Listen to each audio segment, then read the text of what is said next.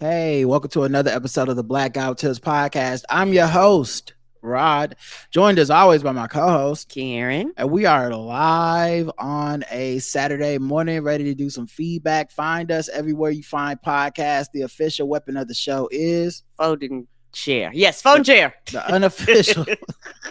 unofficial sport, Bullet ball. a bullet ball extreme.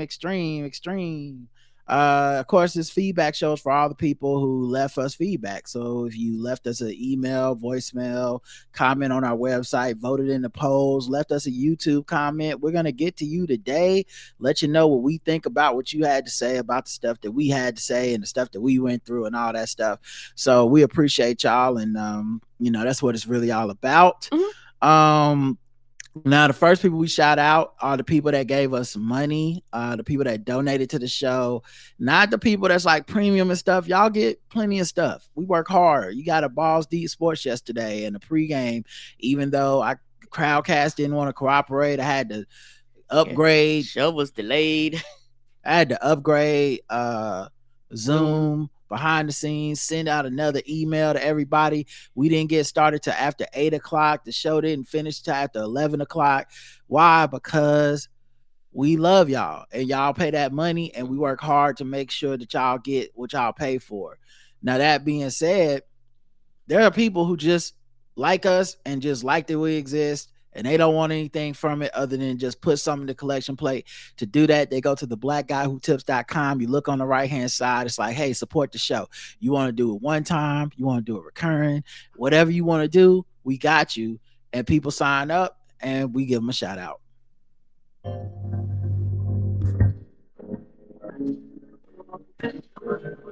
May I have your attention?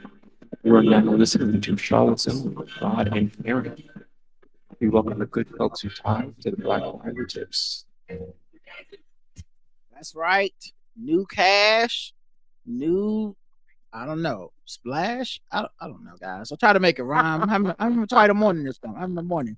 Falcons Diva, Jason F, Ken M, Derek LW, Zach from the Living Corporate Podcast, Lawrence C, Christoph R, Tanisha G, Dotstra J, Preston from the Slang of Ages podcast, and lastly Celeste VB.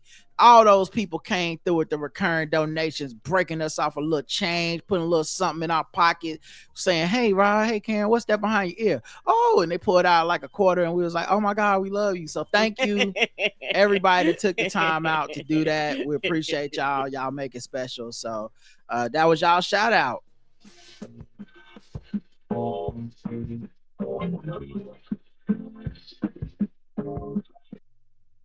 Now, that being said, we got no new 5-star reviews this week. Boo, boo, boo. Yeah, so or either somebody may have left one and they hadn't rolled over yet, because sometimes you get them and they be like, I left it 3 days ago. You're like, well, you didn't come in on Saturday. Yeah, leave them like early and often. Always err on the side of leaving us that review. But and I know all them downloads, somebody out there ain't left one. I'm trying to tell you, when you leave a 5-star review, you get on the other side and judge people. Like I said, I went and had to pay for Zoom last night. I scrambled. I figured it out. I couldn't figure out YouTube. I couldn't figure out Facebook.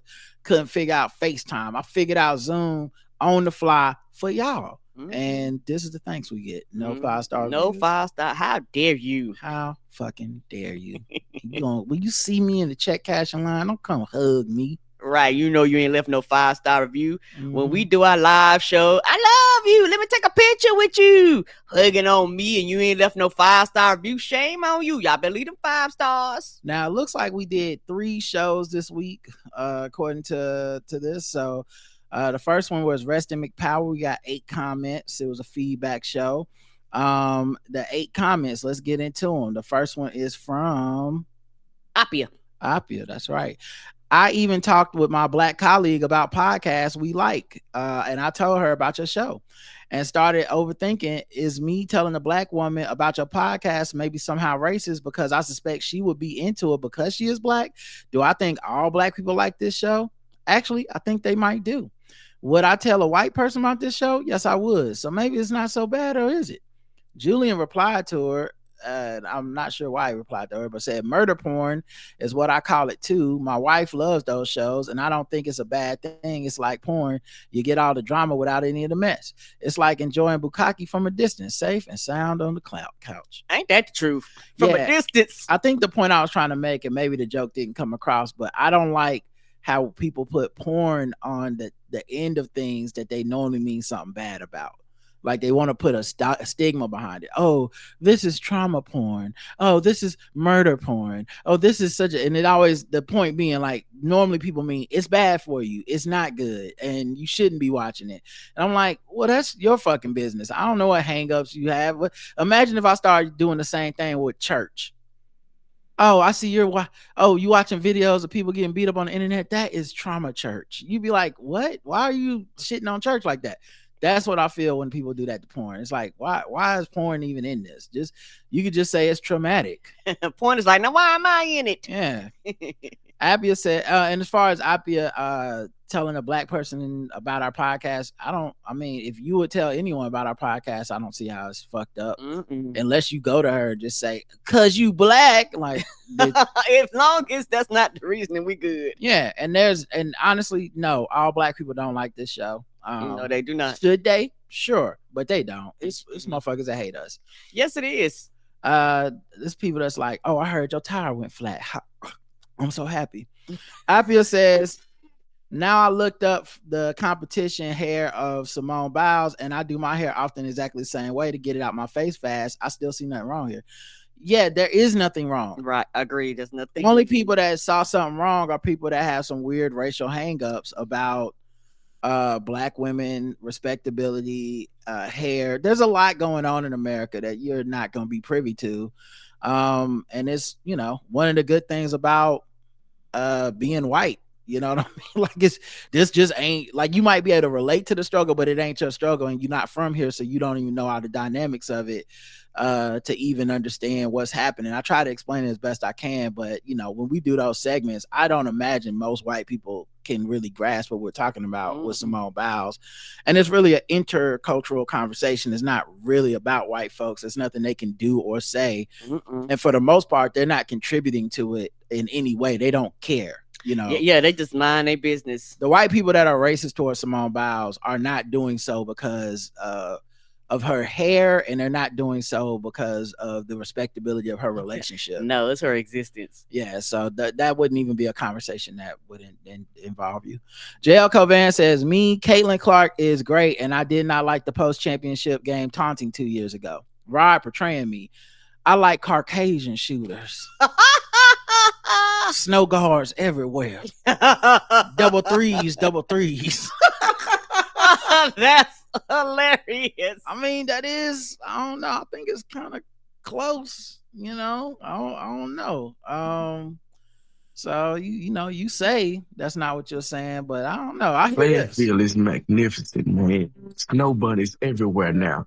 You know what I'm saying? I feel like sometimes I'm on a ski trip, and because I ain't never pulled so many before. It's like I go to these clubs down here in downtown, and it's like snow bunny heaven. Blonde hair, brunette hair. Hey, sometimes I go for the freaky one, the purple blue. Hair. I like the Caucasian girls. They like to feel on me. I like to feel on them. Double D's. Hey, that's what it is. Double threes. He says, all kidding aside, I agree on the race war stuff completely. I said a couple months ago on Right on Your Parade, plug, that is his podcast. I do listen to it every week. It is great. JL is hilarious. Yeah, it's funny and informative and some good takes and some bad ones that he defends that are also funny. Like, as much as I drag on JL, I do it mostly because I feel like we have a relationship where we could do that and it don't be the end of the world. So but I text him and talk to him all the time. He's a good dude, so I enjoy fucking with him, and I know he listens to the show, so it's easy to fuck with him. But he said, I said a couple months ago on Rain on Your Parade, plug, that Caitlin Clark needed a black rival at the pro level because for better or worse, the bottom line in America and the WNBA will be better for a female Magic to her female Bird. It is exactly what lifted the NBA in the 1980s and will be a big help for the WNBA. You're right. Absolutely, you're right. I think ultimately this is going to catapult this league up there to like the major sporting leagues in the mainstream. I've talked about it in depth last night on Balls Deep Sports. I'll bring it up a little bit here, but not as in depth. I think the main thing people are actually going through is they are watching mainstream sports media, which is garbage, take on something where the fans actually have standards and do not want their to be subjected to garbage takes.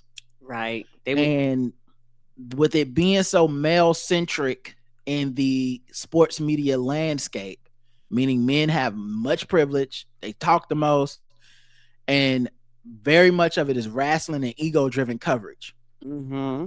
So like you won't find this bullshit on NBA Today on ESPN. No. But that's hosted by like Malika Andrews and Chanae is on there, NECA's on there sometimes, Kendrick Perkins is on there. Like they have analysts and nuance and thoughtful takes. Same thing with the NFL show they have that comes on the afternoon with Mina Kimes and Swagoo. Those shows don't go viral. As much as people swear that's what they want, we don't share those clips every morning and go, you won't believe what Swagoo said when he broke down this wide receiver screen. We don't do that. But what we will share is Stephen A. Smith doing a wrestling promo on Monica McNutt. Yes. That's what we'll do. And unfortunately, that drivel that passes for content in the morning has now collided with a league with so many levels of marginalization among its ranks. People aren't playing about it. Like this is not, they're not welcoming this. And I caution the fellas and the people in the media that keep thinking they're advising WNBA fans on how they should act to calm down. Check yourself for a second. It's a lot of patronizing language. A lot of, hey, you guys don't know anything about big league sports media, but let me tell you what, they're WNBA fans. For the most part, do you know what that means? They're fans of other sports too. Yes, they are. There are very few people who are like, I only know of the WNBA and nothing else. Most people that like the WNBA like the NBA. Yeah, for the most part. Most people that like basketball, like football, and they like other things. So they're not these babes in the woods, and not babes in the, you know, the not the sexualized sense, but like they're not these new children in the woods that are like, what is ESPN? I never heard of this Stephen A. Smith. They know he's a dick. They know how he gets down. They're just pushing back because they're like, fuck you, not on our watch. And I think when you hear things like, you know, be nice, you know, it feels a lot like smile. You know, it's like, no, fuck that. I'm not going to be nice to him. I'm not going to let it lower the bar on this. And I'm not saying JL saying any of this, but I think this is what we're witnessing in part in the media. So you got that part of it. And even the well-intentioned, well-meaning men who cover this, many of them not married, many of them not having shown that they have any true deference, understanding for women, most of them not doing the reading. You know what I'm saying? Not doing, and by not doing the reading, I mean like how you see Max Kellerman talk about racing. You know that dude has read something. Yeah, he read a book. He didn't just do the Kirk Herbstreit where he just talks from the heart and just doesn't want to see color. No, he went and read that book and said, "Oh no, this is important to be an ally here." These guys ain't did that. It's the same reason Hillary Clinton didn't get elected. No one thinks they're misogynistic. Nobody. Everyone thinks, women, men, everyone thinks, well, listen, people might be racist. I might be a little racist. No one hates women, period. Now, bitch, get in there and make me a sandwich, right? It's just, that is the way people operate. So, all that to say, the coverage has been so patronizing and condescending in addition to the normal stupid takes. Yes. Because these are stupid hot takes. You know, the one today is Caitlin Clark didn't make the women's USA team today. They announced the roster. She didn't make it. And she should have made it because she got eyes on the game. Da, da, da. And it's the same take of like stupid. Hey, I don't know if y'all noticed, but those people that are on the roster because they put in the time and they're better. And Angel Reese ain't on there. They didn't even do the thing where you take a college player like they did with Christian Laettner for the Dream Team back in the day, and kind of a tradition. You take the best college player. They didn't even do that. Like Juju's not on there. Fly J's not on there. Like, it's just not about that. They want the 12 best people. Now, look, maybe someone gets injured, maybe someone drops out. I don't know. But the point being, it's not like she's not owed a spot. No, she's not. And she's not asking for a spot.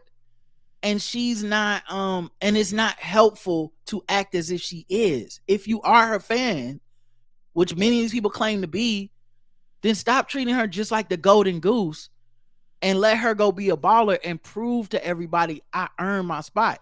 You can't be gifted a spot because you can't be gifted respect.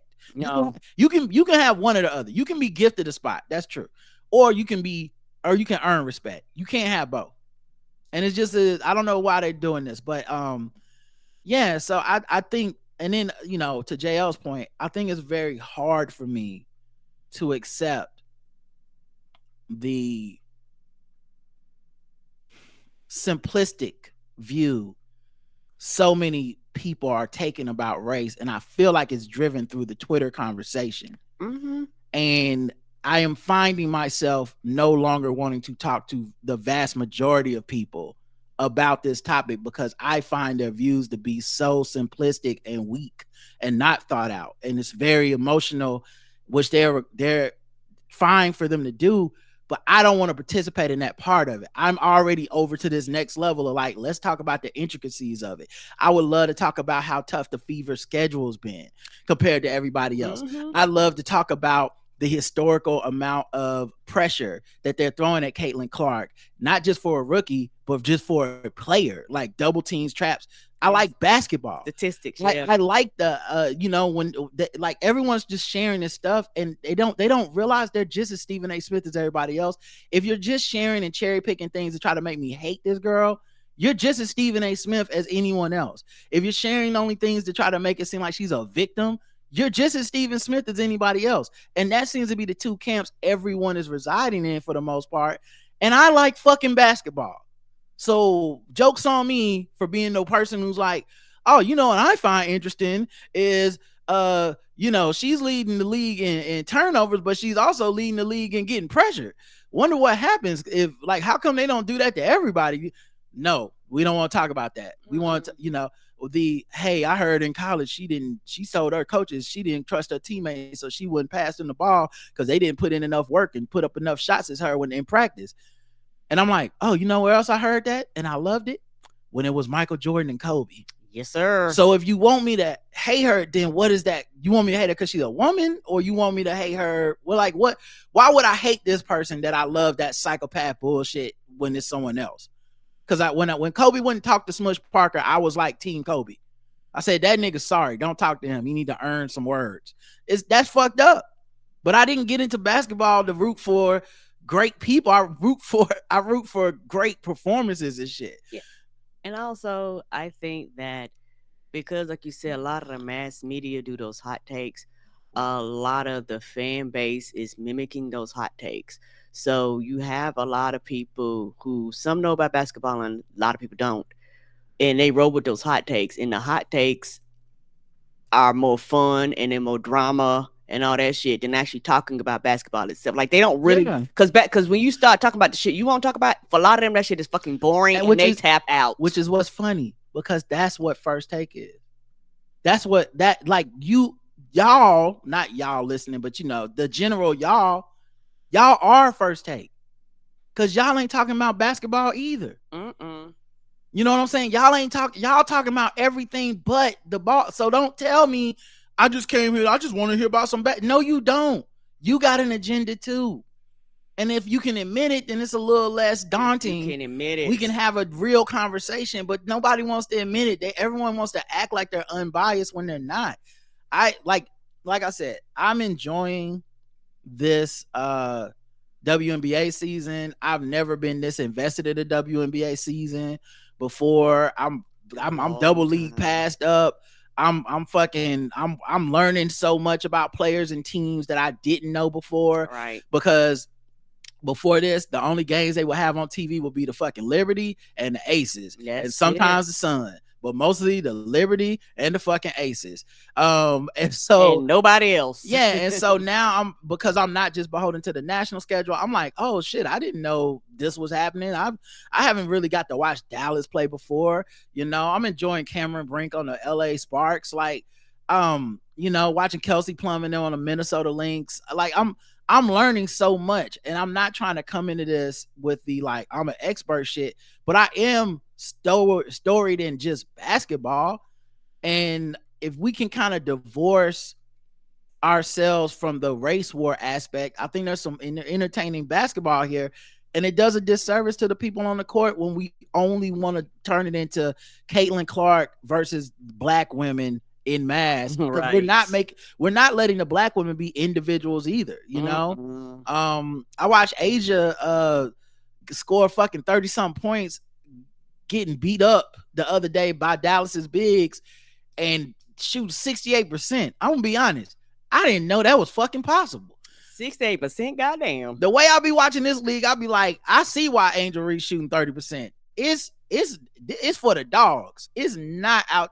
You have to go get it. They ain't giving you shit. Ain't no easy buckets. So to see somebody get knocked upside the head 3 times, never come out the game, not go into concussion protocol, bleeding from the face, and then give you 37 of them things or whatever it was, that's the shit that makes my heart jump. This shit where it's like Caitlin Clark press conference, they asked her, what does she think? Okay, I guess, but that ain't why I'm watching. That is not why I'm watching. And it's never gonna be good enough. Like, I saw they interviewed Caitlin Clark and asked her what does she think about all this stuff on social media, and she said, I don't have social media. I don't go on there. I don't have a Twitter. I know that's where most of this commentary is taking place. I do have TV. Sometimes it's on in the background, and when I'm watching that stuff or when I hear it, all I'm thinking is, I wish they would talk about the women that play this game. And that people are like, that's not good enough. I told you she was a terrible person. I'm like, you're in the race war so deep. Right. You can't see it. No, you can't. And I don't want to do that. That's not what I get into sports for. Right. And there's no reason in having a conversation with you if that's all you're going to kind of diminish everything that they, people say to is that. And it's one of those things where it's more nuanced to the conversation, but you don't want to get into the nuance. You just want to kind of move the goalposts, raise the stakes, and shit like this. Like, well, then why are we talking? Yeah. And like I said, I think like JL is right in that it will help the league. And it's unfortunate it's this way. It really is. It's going to help the league that it is a race war. It's very unfortunate. It's sad. I wish there was another way that where it didn't need to become such a like dumbing down of everything for us to like see the league blow up. Because as much as people want to go, well, these other women been here, they've been putting in the work, blah, blah, blah. Yeah. And it hasn't really had as much effect as everyone going crazy over one white girl. And I mean good and bad. The people that Pat McAfee and that one white bitch speech, all the brothers on TV talking about be nice to she good white woman. All that shit, it's all helping the league blow up in the most saddest, predictable ways that just I really wish we could do better. I do want to play a couple of clips from her being interviewed because I think people need to hear this, because I know our show is not going to be like these other shows that just propagate and just like not giving y'all any balance to it. So she was asked about, should she get a public apology? Because, so many people have written all this, like what Kennedy did to her was like a assault that happened. If it had happened anywhere but a basketball court, she'd be in jail. Like any other sport where they whoop each other asses and foul each other and shit. Every other play, a foul isn't assault anywhere but basketball. Right. What are you talking about? Shut the fuck up. You're making it worse. But here's her being asked about it. No, I mean, basketball's She was asked if she's owed an apology from Kennedy. Right. Okay, so she says immediately no. No, I mean, basketball's competitive. I get it. You know, sometimes your emotions get the best of you. Happened to me multiple times throughout the course of my career. People are competitive. It is what it is. You know, and she's having a tremendous season. She's played great basketball in my eyes, probably in first place for sixth player of the year. She's been great off the bench for them. I think she had 25 here last night and really helped them win the game. So no, and that's just not where my focus is. You know, that's not what I think about on a day-to-day basis. I think about my team. I think about ways that I can get better. You know, and you know, it's just basketball at the end of the day. You know, there's no grudges. There's nothing like that. It's a sport. It's competitive. It's not gonna be nice all the time. That's not what basketball is. And I think people that play that at the highest level understand that. No, Very, very simple, very straightforward. I've already seen people. That's not enough. What the fuck you want? Right. And my thing is, I 100% agree. And she's a competitor because not only did she say no, she actually knew that woman's stats. And Right. so it's like, no, and I'm looking at shit that, these people writing these articles actually don't give a fuck about. They don't care about me actually getting the respect that that I'm going to, I feel like she's going to get, like, take the respect because they ain't going to give it to her. And it's also, one of those things where she's a baller. She's like, I ball. All this other bullshit that y'all got going on, I actually, like, for me, I can tell on the outside she just don't care. Like, she's like, I do other things because I have to, but if y'all catch me, I'm shooting threes, I'm practicing, I'm lifting weights, I'm doing other shit, and they probably have to force me to go to a photo shoot to cut a commercial, and as soon as we done, I'm back to play, Yeah, she balling again. To me, and look, we'll find out over the years, hopefully. But to me, she gives the vibe of basketball sociopath in the way that I like. By which I mean those weirdos that they just don't really seem to be that interested in all the other stuff. I think it's one of the reasons that people like Cam Brink, Angel Reese are gonna probably surpass her as far as, or they're gonna, I don't know about surpass her in fame and popularity because there's a bunch of this other shit that's happening too with racism and whatnot, but they're going to be like moguls and shit in a way that I don't think she will be because they're so much more interested in those things in life. You see Caitlin Clark fits, her fits give, they told me to wear this and come up here.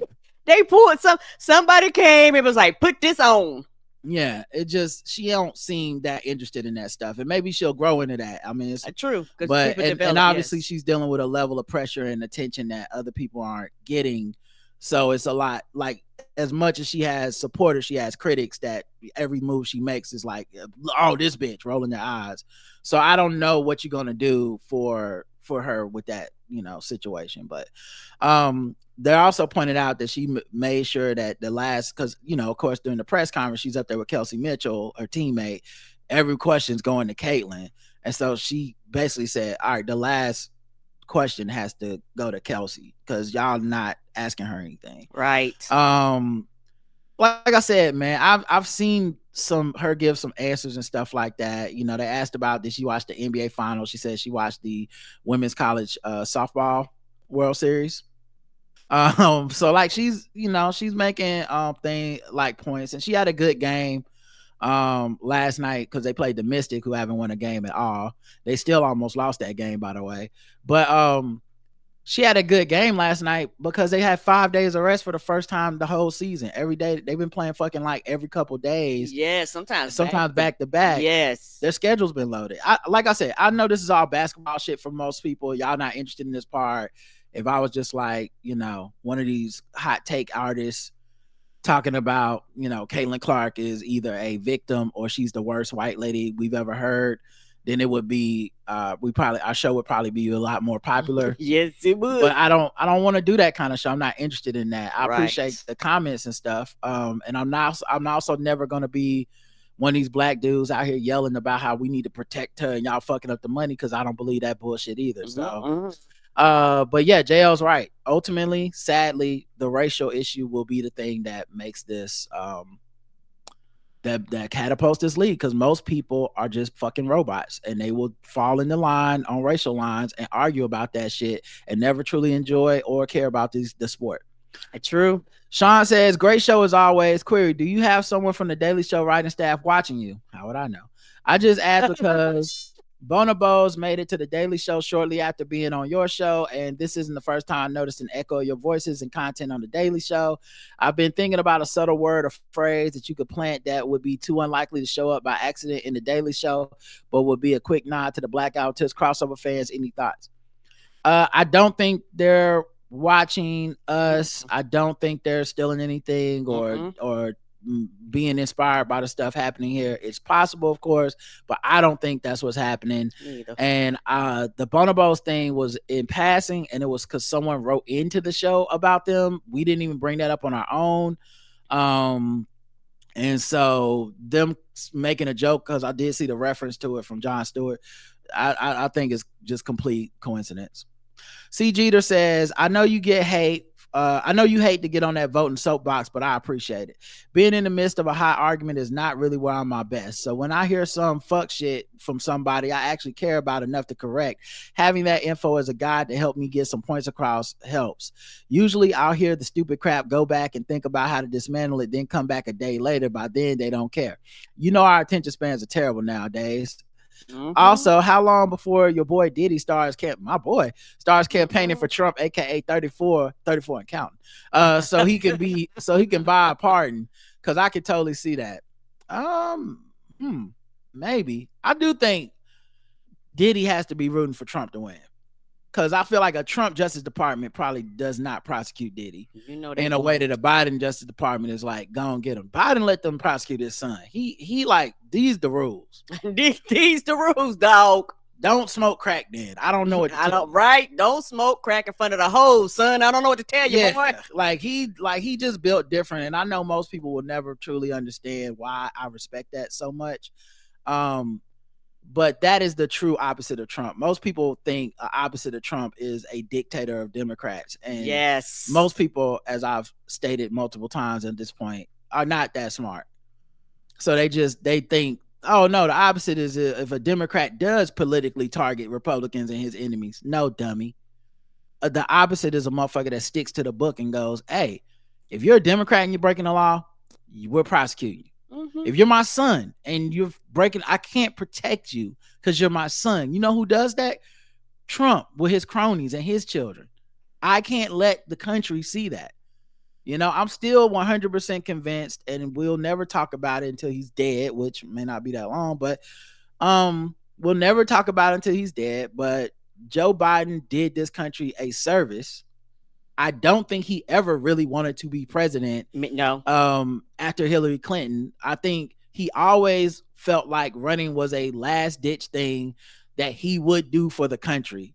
I think that's the reason that his policies and agendas have moved closer and closer to the left for the most part, not all of them, but even the stuff he campaigned on, he just went ahead and moved to the left on, because I think he truly sees himself as like an avatar for everybody else's progress. Like, y'all wouldn't have voted for a black woman, y'all wouldn't have voted for a white woman, you wouldn't have voted for a gay man, you wouldn't have voted for a young guy, you wouldn't have voted for anyone of mixed heritage and shit. Right. Y'all will vote for an old white man because that's what y'all like. That's the flavor y'all want everything in. Right. Even though y'all complain about it. And it doesn't matter what my milquetoast policies I campaigned on, because y'all gonna vote for me anyway. And then he went, okay, yeah, I never promised anybody free student loans, but fuck it. Right. That's the kind of shit he does. And I think he's honestly the guy like old Captain America, when old Steve Rogers was in Endgame situation, where this motherfucker just like, listen, if this is what's best, then this is what's best. And once again, that's not saying I support and all this every policy. I think America's always gonna have fucked up policies. It wouldn't matter if you, the listener, got to be the president. Right. You would do something that everyone would be like, why didn't you do more? And it might be because of shit you know that we not privy to. Agreed. It might be because of whatever fucking reason we don't understand, but we as people are not beholden to that responsibility. We can want the sky, and that's our job, is to push you towards the sky. But in general, I think that dude's been a great president. I think his administration will be looked back probably as third to fourth best president ever. I really do truly believe that. And it's going to be interesting if he doesn't get reelected. It's really be interesting because it says a lot more about us. And it says a lot about these liberal hippie type people because they love Jimmy Carter, but he couldn't win 2 elections. Why? Right. What's the point of being loved if you ain't win? Right. They love them moral victories with no wins. It's stupid. Yeah. And the thing is, going back to what you were saying about, how Joe Biden is not the quote unquote opposite of Trump. I will say this and I will stand by this. I did not vote for Trump I did not vote for Biden to be the opposite of Trump. I didn't. You know why I voted for Biden? For fucking stability. You know, I voted for Biden for somebody that was going to actually follow the rule of the law of the land. You know why I voted? That's why I voted for Biden. I voted for Biden so that when I wake up in the morning, I wouldn't be fucking chaos. That's why I voted for that nigga. I didn't vote for him to be the complete opposite. I did not vote for that. I do not want that. I don't. I think a lot of times I understand people are mad and angry and upset and they just feel like, well, Trump was fucking up. You ought to be able to get it too. No, that's not what I voted for. I did not vote for that. I can't speak for nobody else, but I voted for somebody that was like, hey, we can't be in here wilding out. We can't be in here doing stupid shit. Laws do matter. Rules do matter. We still need to abide by them and follow them. We can't go fuck the law. Right. So, yeah, it is what it is. But yeah, I think we're going to look back at his, if we drop the ball on this, we're going to look back and everyone's going to be woe is me over this shit. And it's going to be like, well, when he was in office, y'all didn't say that shit. Right. It's the same way they have retconned Hillary Clinton's 2016 to where she told us, well, y'all weren't treating it like she told us. Y'all were treating it at the time like, oh my God, this white lady, I just saw some, I'll go back in the comments in a section. And whatever you did to the audio at the beginning, fix the music on YouTube again, just letting you know. Okay, yeah, I have no idea. But someone in the chat says, so I'm gonna be totally honest, I'm team Asia because she's from South Carolina. I'm team black women because I feel like we're always being trashed. I don't trust white women until they show they are true allies, and I feel like she hasn't shown that yet, while her counterparts like Cam Brinks and Paige Buckers might not have said the last name right. She didn't finish the thought. But once again, race war. Yep. That's not basketball. You didn't say anything about basketball. You did not. Like I said, most people are just falling in line with the race war thing. I think it's kind of sad. But this is what's going to compel the league. Like, people are picking black people, and not because they necessarily even like the players or know anything. Like, motherfuckers are just lining up on some like, look, I need a black woman avatar to show that I'm supporting blackness. And the white people are doing, the racist white people are picking Caitlin Clark so that they can have a white representative. And sorry, but I don't like that shit in any of the sports. I'm not a fan of that part of the sport. I understand that that's what a lot of people are into, but our podcast not finna contribute to that. So, y'all are welcome to it. Matter of fact, I say the vast majority of people covering this will fall exactly in line with you and tell you exactly what you want to hear, and be like, listen, joke, Caitlin Clark, something, and I just don't feel like doing that shit because I feel like it's corny, and beneath me. But like I said, I'm not going to fall into any of the camps of anti-black women shit, because I'm not telling black women you're jealous. I'm not telling black women be nice to this white lady. You need to treat her good. I just think Caitlin Clark gonna be a dog, and I'm here to watch to see if she can actually live up to that potential. And if she don't, oh well. I don't feel like the league will fail if she's not in it. Nope. I don't feel like it's gonna be detrimental to anybody if she washes out the league somehow. And she washes out the league. Motherfuckers tear their ACL every day, and we just be like, damn, next man up, next woman up. So I don't know. I get why y'all are into that. It's just, to me, it's not the point. EV says, the judge who sent the guy driving without a license to jail has a lot of his cases on TikTok, and driving without a license guy isn't the wildest. He had someone on a drug charge doing drugs on camera because the person didn't think their camera was on. Oh no. These court cases on TikTok are better than Judge Judy and Judge Mathis. The guy driving without a license apparently never had a license. He's been driving on a state ID for his entire driving life. Yeah, that's what I heard, man. Sad shit. How? Yeah, sad shit for that brother. Hopefully he can get that cleared up. Maybe he just was Give a real mistaken. driver's license. Yeah, maybe he was mistaken. I don't know what happened, and it's a very funny viral clip, but I guess it's also his real life. So I don't know if he's gonna end up in jail. I heard they were trying to get him a license recently, so hopefully he can get it, and we'll move on from there. So maybe that's what the Night Court reboot was about. Maybe it was all Zoom cases. I don't know. All Zoom case. That'd be hilarious. Kristen says, for me, in regards to Caitlin Clark, I think it's stupid for anyone to act like she's not good. We all know she's good. I think it's hard for people because of how terrible her fans have been that she's entered the W. I also think that media isn't doing anything to help her image because everyone is crying and complaining about how rough she's getting in the league. I agree on all counts. And then there's still the comparison of how Angel responded to being choke slammed to the ground. Thank you for making me better. And Caitlin saying no one is getting fouled as hard as her.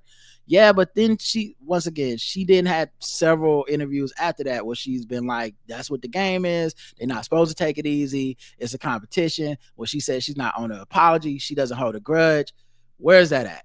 Maybe she said that after you, or maybe you weren't aware of that when you posted this comment. But I'm just saying, she also has said the things that we claim she won't say.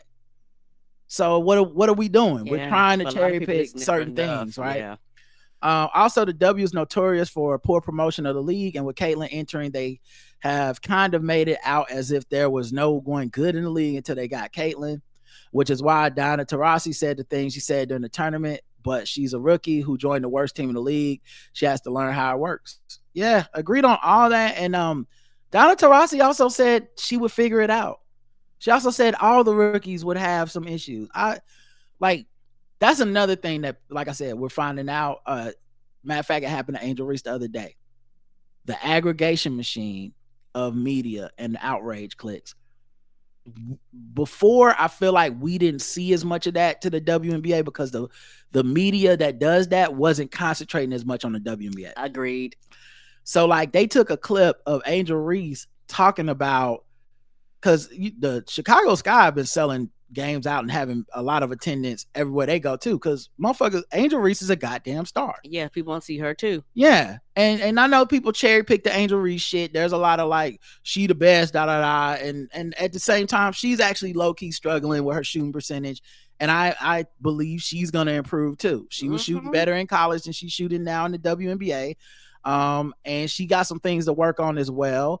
But she's a big, so I think most of her game translates easier, and also her schedule hasn't been 17 games in 25 days or whatever the fuck it was for the Fever, right? So she's I think but my point being, we ain't pointing out her struggles, right? Because it's an agenda, so we not worried about them struggles. And no one's saying the struggles are because it's tougher in the WNBA. No one's saying it's because the women are more physical towards her than they were in college. No one's saying any of that shit. But it's got to be true for her as if it's true for all the rookies, But my point being, they took a quote from her after a game where the complete quote is, "Hey, it's not just because of one person. It's also because of me that people are coming to see us play. It's also because of all these other women in the league, all the other rookies in this rookie class." They cut out the second part. So they just said, it's not just because of one person, it's also because of me. And they went with that and said, look at this egomaniac. Right. So they basically misquoted her. Stuff that happens every day in the other sports. How many people right now listen to the sound of my voice fell for that LeBron James shit where they were like, he go trying to make everything about him. He said he mad that him and Kyrie ain't still teammates. Well, LeBron, it's not your time to talk. That's so normalized that it happens every year in the NBA. And I watch people I consider friends fall for it every year, get annoyed every year about it, when A, you could ignore it. Two, he's either doing a podcast, in a press conference, being interviewed. The motherfucker's not gonna die because the finals are on. Right. If he got something to say, we don't have to put it on TV the same way we put on something when it's not the finals. But the truth is, we want to be mad. Yes. We want to be mad. And the women's sports is not different from that. All that's happening is that we're bringing our anger machine to the women's game and going, what's the problem? This is just normal. No, we want to be mad, and there's a gang of people, white aggrieved people who have no fucking reason to feel aggrieved, but have decided to make Caitlin Clark the patron saint of aggrieved whiteness, deciding that they want to bring their anger to the WNBA, and then black people who have righteous anger and indignation about everything in America that's ever happened, being like, well, we're gonna pick any black person and we're gonna hate Caitlin Clark, and it's helping the league sell tickets. It's helping. Helping viewership and ratings and shit like yeah, this. but it also is driving me fucking insane. Yeah, and yeah, and a lot of the fan base is starting. You could tell that they are getting irritated because they're like, y'all know y'all don't have to be here, and they're like, yes we do, this is the only reason why you're growing. I was like, you better be thankful we're here. They're like, we didn't ask y'all to come over here, y'all just decided to come over here because y'all following Caitlin, and you actually fucking up our party over here because y'all want to be stupid. Yeah, then stop talking about it. Right, stop. If you doing everybody a favor with y'all terrible hot takes, then stop talking about it. You won't. Why? Because everyone's talking about it. You be stupid not to. Anyway, the poll for this show was, will Caitlin Clark be a good WNBA player? She's good right now. She'll be good eventually, or she will never be good. 0% of people said she will never be good. I rest my fucking case. I don't know who these haters are.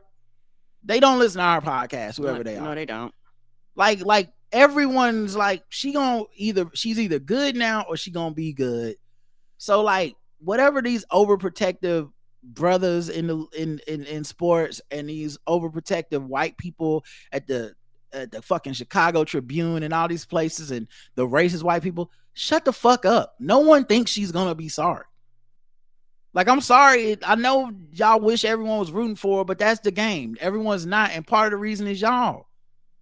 Like, y'all just making it worse with this. Oh Lord, Caitlin. Oh Lord, she hurt again. They hit her. You hit. Like, you're making it act like somebody is shooting her on the court. You be like, dog, ain't no weapons out here. What is wrong with y'all?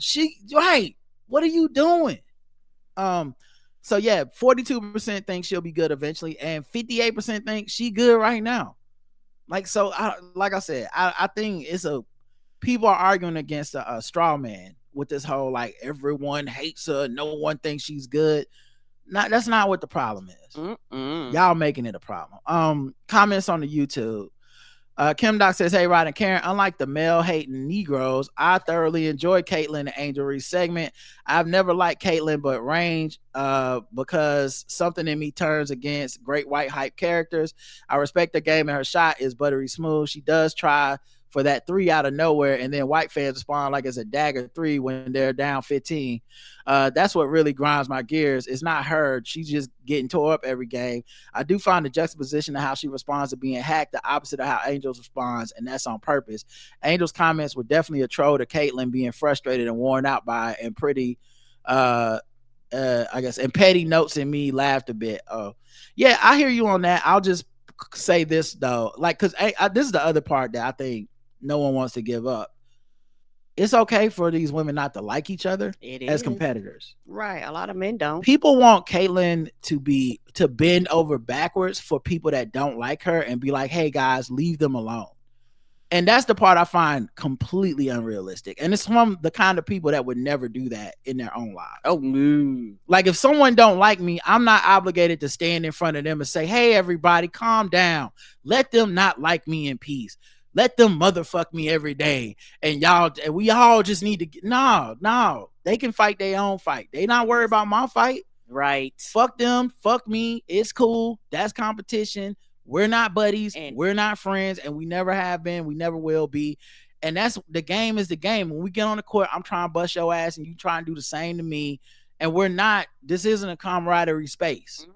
And it doesn't have to be, it is not required to be. And it's a scarcity league, so it legitimately is I'm not giving an inch situation on both sides. We understand it when it's Angel. We understand it when it's Kennedy. When it's Caitlin, all of a sudden everybody want to outrage flop and be like, why she not being an ally to these women that's talking this shit? Because they not friends, and the way they not being an ally to her. You know, when Kennedy's like, what does she bring to the league other than threes? Now we gotta ask, so Caitlin, do you hold a grudge? No. It's a game. They supposed to be like that. Wow, she didn't come out and say Black Lives Matter, guys. She's a terrible person. Right. I It's think stupid. people just in it for a different reason. It's the race war thing. It's not sports. As far as people cheering for her hitting threes when they're down 15, that's because they team sorry. Yeah, they gon' got the first pick 2 years in a row, dog. If they can only cheer for that team when they're up or it's competitive, then why the fuck would they have bought tickets to Indiana Fever? So I can't even get behind that because I go to Charlotte Hornets games. Child, yeah. And we be down a lot. And yes, we do. Yes, when one of these sorry ass niggas do something good, I'm clapping because that's why I paid for the ticket. Yes, I did. I didn't pay for the ticket because I'm like, they better win. I paid for the ticket because I'm like, I always want to see something good happen. Y'all better entertain me. Right. We that desperate. Everybody can't root for their team like they're a favorite. Right. And yeah, they do want to see her hit those fucking crazy Steph Curry threes. Like, that's what they paid the money for. So I don't know. I mean, like I said, you say you're being petty, so I completely understand pettiness, but yeah, that's like petty to a point where I don't even know what you would get out of that. Like, wow, y'all really excited she's hitting shots? Yes, nigga. We're down 15 because she hasn't been. So and I came to see her, so she's shooting threes. Bitch, I'm clapping. None of us bought these tickets before she fucking got drafted by the team. Yeah, so we knew the team was gonna be bad. They were bad last year. I know. You know how many Warriors teams have suffered through shitty seasons and been like, well, at least Steph out here Stephing.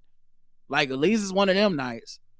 I'll say that white hockey and baseball, watching ESPN commentators would like the league to lay roses at her feet while she hits open threes because, according to them, they got private jets because of her and more pay because of her. Irritating as fuck. The league was trending towards those games. Yep, and we've covered that on the podcast many times for Balls D Sports.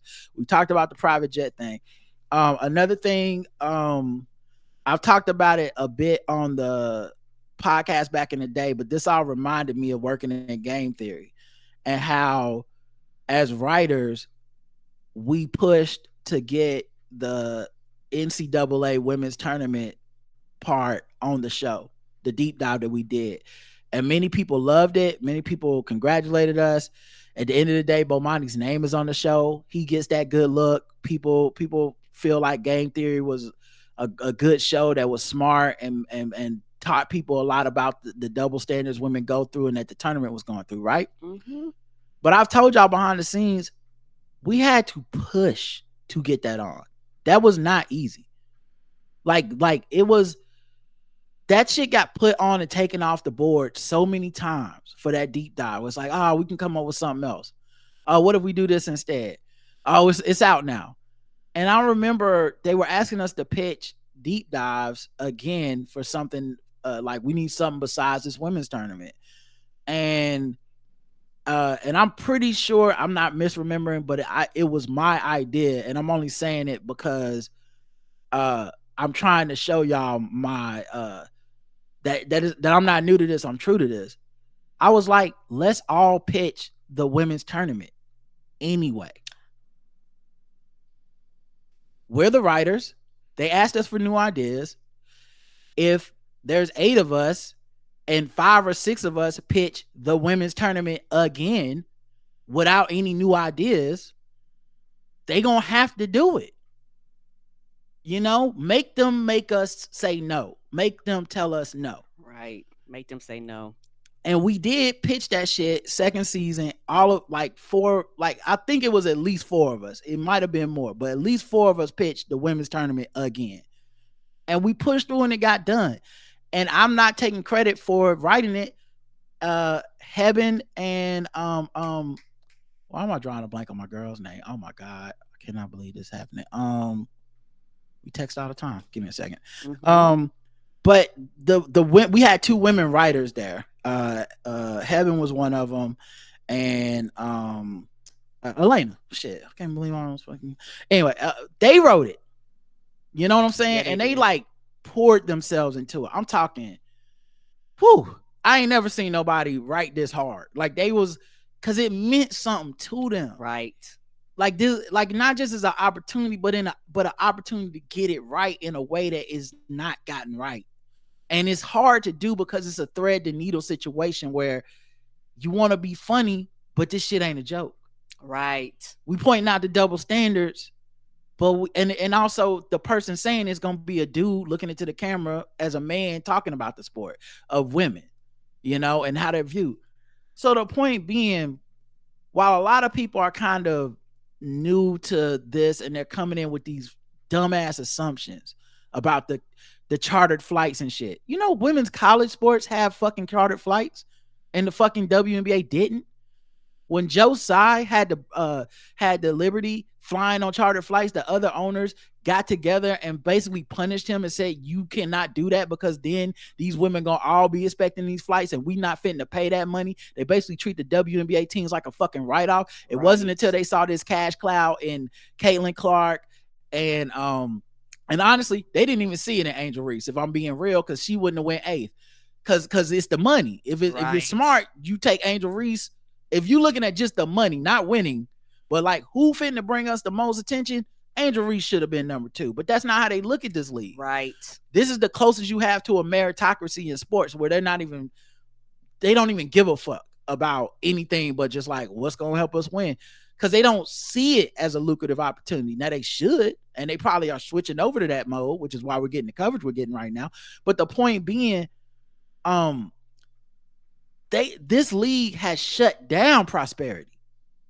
And these fucking dummies who are coming in for the first time are all thinking, well, Caitlin Clark is opening up the money vaults. No, the owners and the league are finally starting to go, hey, maybe we should open up the money vaults. Maybe we should start trying to figure a way to make this a profitable endeavor and not just a fucking write-off like it's a fucking charity. Right, because as somebody who loves the NBA, there is a difference. You go, oh, in a few years, maybe y'all might fix these problems, but these are things that you never considered, so you didn't invest the time and the money. Like the league pass, you ought to have either a separate thing where I could do like the league pass with the NBA. I could go on, it's like 10, 12 channels anytime. I could go in, I could pick, no, I got to buy it and it's streaming, or no, I got to get it through Amazon. Why don't y'all have like a section in the cable package where I could just go and just I understand. I'm not, yes, and there's a ton of things like that. Mm-hmm. You could do that throughout the entire league with a bunch of issues. My point being, some of us have been paying attention for a while. These other people are new. The problem isn't that you're new. It's the assumptions you bring with you. I can see that, yes. Because you just think it's about this white girl. Yes. And it's so much bigger than that. So when they say shit like, y'all flying jets because of her. What? Sorry. Mm-hmm. Yeah, like you said, they tried that shit before and the other niggas cried broke and made them stop. Right. And if if she's the tipping point and it's because of her, then we are obligated to ask why. Right. We're obligated to ask why it wasn't enough when Joe Tsai was flying his players out for the other teams to go, well, that's the new standard. We would never do that with any other thing. When Mark Cuban fitted out his motherfucking locker rooms, everybody was like, shit, we need state-of-the-art facilities. They didn't go, we need to ban Mark Cuban from putting TVs in the locker rooms. They didn't do that. So they treat this differently. That's the double standard so many people are irate about. It's sad that it's focusing solely on if you like or don't like Caitlin Clark. That's the litmus test. That's crazy. All in all, I've been watching the league 3 years now, and the Aces shut it down as far as fashion and style of play. I'm a Liberty fan, but the Aces have my heart from a cultural standpoint. But can't help but stand. Oh, and Darren Waller is a moron. Yeah, that's true. And that's before even the Kelsey Plum shit. He just seemed dumb. And yeah, I was watching some Liberty games when I was in New York for Game Theory because they would come on the local TV and shit. And I started being a fan of Breonna Stewart because of Game Theory and because of my coworkers being like, "Yo, are you watching these games?" I'm like, "I guess I'll watch a couple. I ain't got shit else to do." And I was like, "Oh, okay. So this is what the league like." But yeah, like I said, I'm trying to stay above the fray with the Caitlin Clark race shit because it's just it's really making everyone seem stupid. All right, let's play another beat, and then we'll get into the next segment. So I love you. I love you. Cause you know who, yeah, you know what. Cause you know who, yeah, you know what.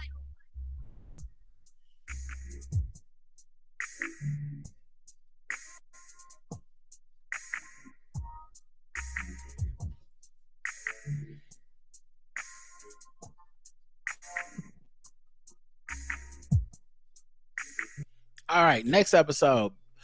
Basketball Race War 3. Guess we're gonna keep talking about it. All right. Angela says, hey, Rod and Karen, I live in Massachusetts and my family and I have always rooted for Kenyans, Ethiopians, or whatever African wins the Boston Marathon. I never know their names, only the African country they hail from. Several years ago, a white woman won and you would have thought someone in the family had died. That's hilarious. That victory made us feel some kind of way. However, all was well the next year when someone from some African country won and it had been right ever since. Thank you for the awesome show, Angela. Yeah, black people root for black people. I don't know. Mm-hmm. I'm a part of that crew. Yeah, like it happens. And white people root for white people. They just don't want to come out and say it. Yeah, they do. Yeah, white people got some complicated rules about whiteness though. That's why it's all fucked up. Mm-hmm. Like they be like, I can't root for Luca. He ain't the right kind of white. The right kind. What that mean? Yeah, he ain't homeborn, which means American. That's the other reason this Caitlin Clark shit is out of control. She's the first right kind of white prominent basketball player of any gender in like a long time. 20 years, maybe longer than 20 years, guys. And that's why they really losing their fucking minds with this white shit, is that she's the right kind of white. If she was Caitlin Stojakovic, when I tell you not nan person give a fuck, like nobody, not nan motherfucking white person would give a fuck, and black people wouldn't even be have all this animosity towards her because the white people wouldn't glom onto her, so we wouldn't feel a need to like show that we rejecting her. She's just the right kind of white. Obvious says, now I know so much about women's basketball as never before. Before zero, now some information. Overall, I think it's good for the sport that infers so much attention that even I know about it. Nature Boy says, hi, Rod and Karen. I think I need Rod Stephen A. Smith voice to be my Waze driving app voice. My answer machine message too old to call it voicemail message. And my Alexa at the crib. Thank you, Nature Boy. Thank you. I don't think it's necessarily accurate Stephen A. Smith, but it is fun as hell for me to do it. I enjoyed the shit out of my Stephen A. Smith. I wouldn't put it up against anybody. There's plenty of people that do it better than me, but man, I love how he talk. Shoe Booty says he really told on himself with that bitch comment. He let it slip. He will talk about how he will talk about women candidly. Oh yeah, Pat McAfee. For sure, and also on a deeper level, he was trying to express this is how these black people feel about her. She's one white bitch. And that was the part that he really got. No one brought up because no one in that space is truly prepared to take on that level of one, power, because he's one of the most powerful people at the company now, and that level of nuance and in-depth analysis to go, Pat, what were you trying to say about black people with this though? You know, like you can point out there's some racial animus and some animosity and stuff, I'm sure, but it says something that about when Pat McAfee decides to check in on the racial topics and when he decides not to. And he's more often than not checking in when it's some black shit afoot. But as soon as it's some white people shit that he thinks white people are being slighted in any way, he come with the tepid take. Yep, I really just stay out of it and keep it milquetoast. Yeah, it's not your lane. Right. Be a bro. Yeah, be a dude, bro. You great at it. Any other time you talk about how you're a dummy and you shouldn't be talking about race and shit, and then some white people shit happen. He's like, hey, let me tell you what the white people getting done wrong. Tommy D says Sexy Red is talking about the Trump checks, but wasn't it Congress that really did that for the country? Yes. Didn't Trump delay the physical check so he could sign his name into the memo section so people would give him credit for something that he was reluctant to sign? Yes, he delayed that shit about a few weeks or a month or some shit. This reminds me of a story one of my most trusted friends told me a while back. Trump was on the board of a nonprofit in NYC. I think some coffee grinds went down the wrong thing. Karen Vamp. No problem. Thank you, y'all, for listening. If you want additional information about the show, you can do the blackguywhotips.com. If you want to sign up for premium to get extra behind the scene content, we do Balls Deep, Lip Smacking Good, the Nerd Off. We do a lot of additional shows in addition to the regular show. So for those of you that are listening and y'all love Rod and Karen and y'all want more of Rod and Karen, you can do that. And also, like we said, we didn't get any 5-star reviews. So for those of you that are listening underneath the sound of my voice, please go to Apple and leave us a 5-star review. If you do not have an Apple device, you can still leave us a 5-star review. Because I know some people go, well, I don't fuck with Apple. Cool. Well, go to apple.com, create you an account, and leave us a 5-star review. And if you already left us one updated, we'll take updated ones too. Trump was on board the board of a nonprofit in NYC. He was actually on Mini, and it was holding a fundraiser. What my friend was told, Trump had his friends that were there go to the back room and had them present Trump with the checks that they individually were going to donate so that he could sign his name in the memo line of those checks. Did he donate anything? Probably, because donations are usually tax deductible. I was told this story during the 2016 campaign. Like I said, my friend told me this story after her friend that was there told her. I ain't wanting to gossip, but well, all right, Tommy D. You ain't hear from me, but right. Evie says, I don't believe Sexy Red is a Trump supporter for the simple fact that I don't believe she votes, and she's a provocateur who will say anything for attention. She basically Amber Rose with a hot song, and in a few years, we'll all be saying in Karen's voice, who? Well, here's my thing. It depends on, you kind of move a goalpost on Trump supporter. I don't think you have to vote to be a Trump supporter. Not voting is voting for him in my mind. I don't think, not even not voting. I'm saying she used her platform to say we should vote for Trump. We need him back. Black people love Trump. He put them checks in the hood. So that is Trump support. I don't, if anyone else said it, we can call it Trump support. So that's support. The other thing is, sure, you're a provocateur, but you choose what to be provocative on. It's one of the reasons I can't get behind the lionizing of her as like, oh my God, she's such a provocative genius, because provocation is essentially reaction to things. And you choose what you're reacting to. She decided that Trump was not out of bounds for her provocation at the time. And she's since gone back and tried to clear up, like, I'm not voting for anybody. I don't support either candidate, because it got too hot on the streets. I think that's because her album dropped and the joke's over for everybody. Everybody that was into this because of Twitter and social media and viral clips and her videos was like, I'm not a real fan. I'm not fitting to listen to this shit. I'm not finna listen, right? Like, oh, a whole like, album? I like them bops, but a whole album? Nah. I didn't mind when you dropped like a sex tape clip and pretended it got leaked. I didn't mind when you were twerking in the OR after having a baby or whatever. I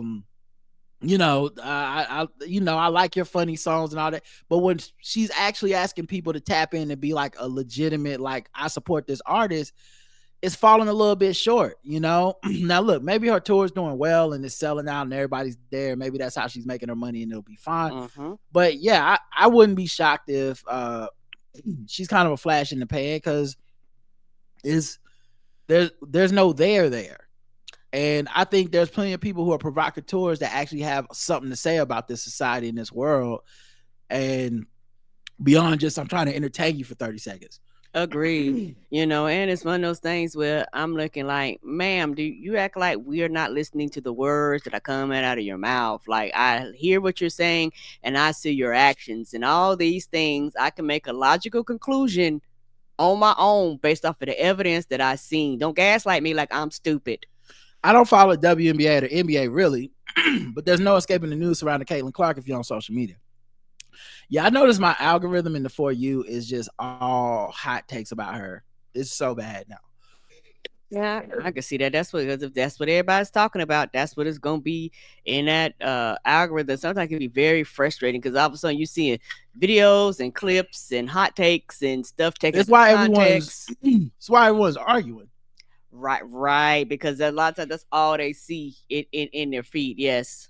Back to this. I assume she has to be a good player. She wouldn't be what they are now. I also believe the way the media is covering her is because she's white, but being good and being white are not mutually exclusive. Both can be true. There's been some controversy surrounding her concerning her brother and her boyfriend liking racist tweets about a few of the black players that may not be her fault, but I can't imagine it won't make any fans of the people who are already against her. Yeah, a couple things with that. Number one, she ain't got social media. Number two, I saw some of those tweets and it was people saying stuff that was this is racist that I don't necessarily agree is racist. So like one of the tweets was her boyfriend liking Emmanuel Acho's video where he was like Angel Reese can't be a bully and a victim at the same time, blah blah. Now obviously I think Acho's an idiot and I don't agree with his take. But as a boyfriend, I can see why you like that. Showing support. Because I'm telling you, Caitlin Clark and her don't like each other. Just because they know better than to say it out loud. Right. Because America can't handle it. But yeah, they don't like each other. They competitors. They respect that they compete. But they don't have to like each other. And so liking a mean tweet about her, to me, not the same as racist. Now, look, maybe there's more shit I just haven't seen and he's liking MAGA shit. Which, in that case, fuck them. But once again, y'all do this to all the women. You try to go to the man when the woman hasn't done anything fucked up enough. They did it with Taylor Swift and her boyfriend. Like if we can't prove this woman has done something, we can always show a man is not great, because men, for the most part, are not great, even when they got to be great. So I don't find that as compelling, but that also tells you the level of obsession that this race war shit is taking on. You're looking to the likes of the people that like are, what was it, her boyfriend and her brother. Mm-hmm. Yeah, you're going down the line, and for me, you need to actually prove it some racist shit. Like this right here is just, I'm sorry, y'all, it's just not enough for me to. And do everybody. That's all. Right. Let's go to everybody. Let's look at when Angel Reese was dating that dude. Was he in his tweets trying to find something? I guarantee he's a black dude that's an athlete. It's something. It is. We just ain't want to find it. We're looking for evidence to justify the anger so we can stay mad. Mm-hmm. Nonetheless, people who are fans of her will watch to see her win, and those who aren't fans watch to see her lose. That could be a win-win for the WNBA. Hopefully, the league will get more teams so more talent can get the chance to live out their dreams. Yeah, they actually are expanding again. Yay! I want them to come back to Charlotte. I know Canada's getting a team. I think it's Toronto. Sorry, guys. I'll keep clearing my throat, but these coffee grounds or whatever is just in there good. No problem. Did you need something else to drink? No, I'm drinking water. It's just not. Not moving. It's just gonna be a while. Pretty Tomboy says, hi guys, I'm just leaving info on Mexico. I think there are two things that people aren't discussing about the election. One, they have their first female president, which is dope, and since women were only given the right to vote in 1955, they move quicker than we ever will. Yeah, got a woman president. Good for y'all. Mm-hmm. I wish I knew what that was like. Right. And two, they take voting seriously. I live in Mexico. They were up at dawn casting their vote, standing in really long lines, and even voting at consulates in the States. Global warming is whooping our ass right now, but it didn't deter them at all. The way they take voting serious was so dope. I wish we would do the same. Yeah, yes. and people ran knowing some of them were going to get killed. Mm-hmm. I can't even imagine that. The poll, the sexy rated Trump supporter, 94% say yes, 5% say no. And then the comments on YouTube, Calibra Mike says, right, you and Karen broke down the race war shit with Caitlin Clark, and the fact that she's still balling through all this distraction, she's dope. But the bullshit that's happening to Angel Reese is getting some news, but more of a she brought it up on herself shit. But I hope to God Juju Watkins gets all the coverage that Caitlin is getting, even though she's black. Her game, attitude, and poise speaks for herself. She's actually more skilled at 19-year-olds than Clark. But every dude putting on their capes to come protect their views and the game need to shut the fuck up all the way. I agree with you. It's going to be interesting because Juju's game is like superstar, like shit just looks smooth. Yeah. She's super fun to watch. Yeah. I think one thing we keep discounting is how much Caitlin Clark's game looks like Steph Curry's game. and how much that's really what this is about. Steph Curry changed the way all of us view what a good NBA player is. Mm-hmm.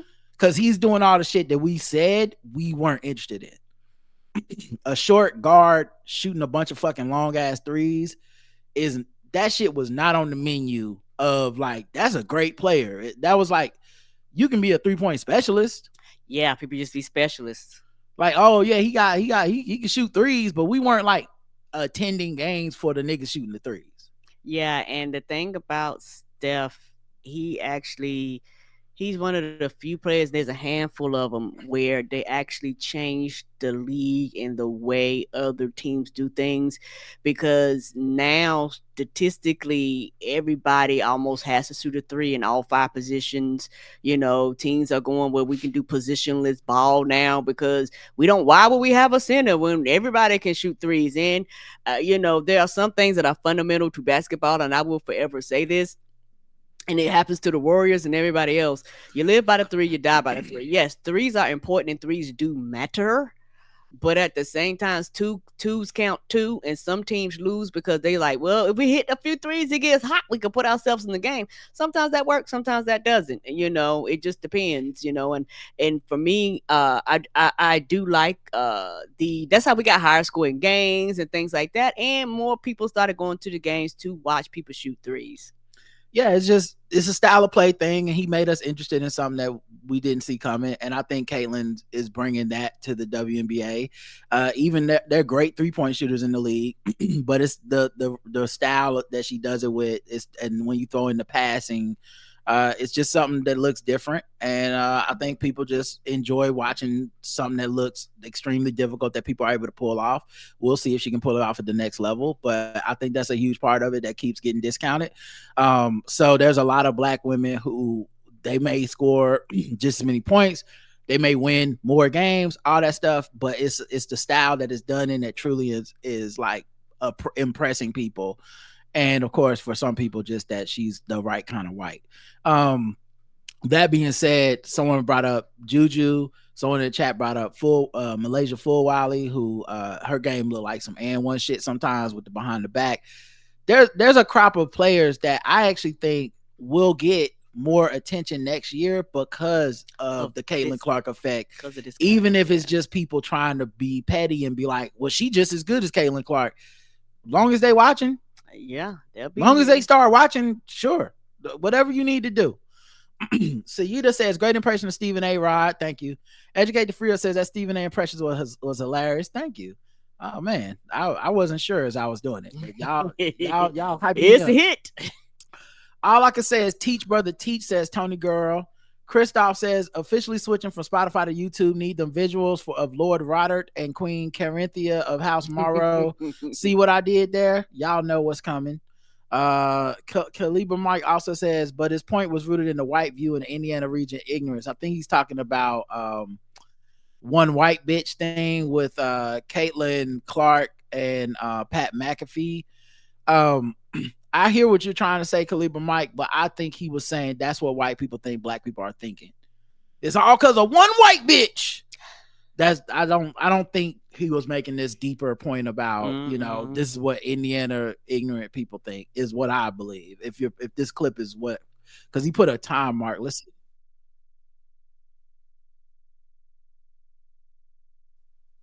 Yeah. Okay. Yeah. So like, to me, that entire thing that Pat McAfee is doing is not an excuse to be like, oh, well, it's just that's how white people in Indiana people are.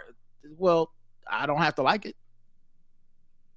Like he does the bro shit until it's time for some white people shit, and then he just happens to lean on the side of whiteness every time.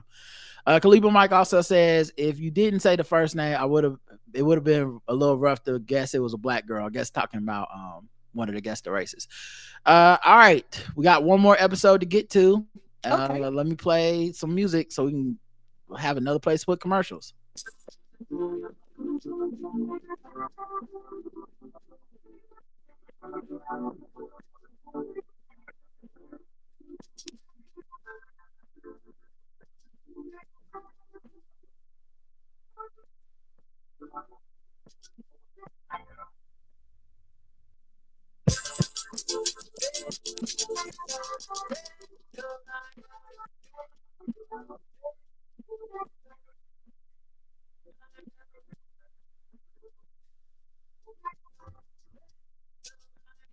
really like that one. I had to let it rock for a second. 2915, never cry over spilled sperm.